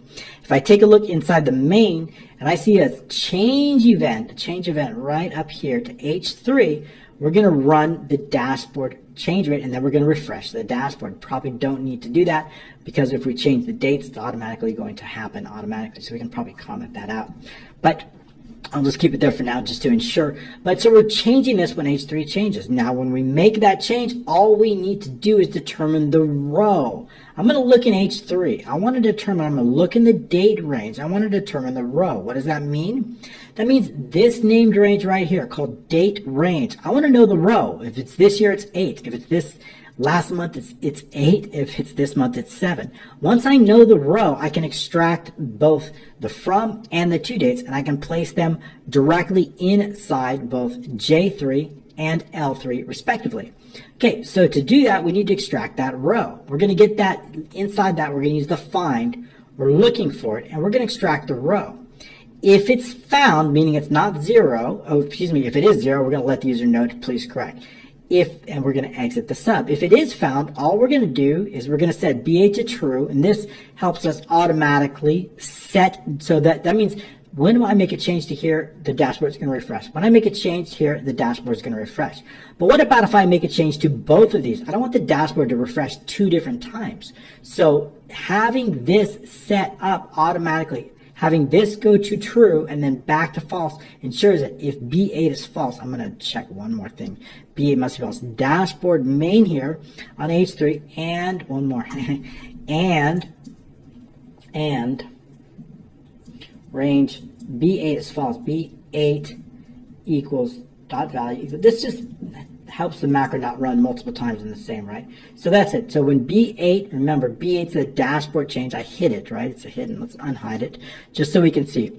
I want to ensure that it's okay. So we see that B8 is false. So that means if I make a change to here, this is going to go to true, and we won't refresh the schedule when both of these are changed at the same time. So that's all we're doing there to ensure that. Okay, we can hide this again. And now what we can do is we can go back into that VBA. So we're going to ensure that that happens when B8 is false. Okay, and so that ensures that it only does once. When we make a change, it's going to be a little bit quicker, and it's automatically going to change once. Okay, I like that. Last month. Perfect. Okay, so that's looking really good. And then this month. Yeah, that's faster. Okay, so continuing on with that, we want to make sure that once we have that row, let's put the dashboard here. Once we have that row, I can then take inside J3, which is our from date, and put whatever's in G and the range row from the admin. Admin here, G and the range row, whatever date this is. The next one, H and the range row, H and the range row is going to go into L3. So that is going to be our to date. So we have that covered. And then we're just going to set that back to false, right? So it's automatically going to refresh automatically. So date change, how does that refresh? It refreshes when I change H3. So inside main, so first we run the macro date range, then we refresh the dashboard. Perfect. That's it. All right, very, very cool. In this incredible training, thanks for sticking with us for long. I hope you have improved. We created a really incredible dynamic dashboard based on tasks, employees, task types, and a whole bunch of great data. Project tasks, we were able to create brand new tasks, save, update, delete, create recurring tasks, automatically create a task list based on a dynamic search term, and we can create any search term based on a list. We also had an incredible scheduler. This was an incredible training where we created a really, really cool task scheduler on a daily view based on all the employees, and dynamic tasks with pictures and a list of employees. I don't really know what we're supposed to do with this. It just looks nice. All right. If you do like this training, please support it. I've got incredible courses if you want to learn how to create your own Excel-based applications and sell them, whether it's for passive income or create your own little business. I've got an incredible 100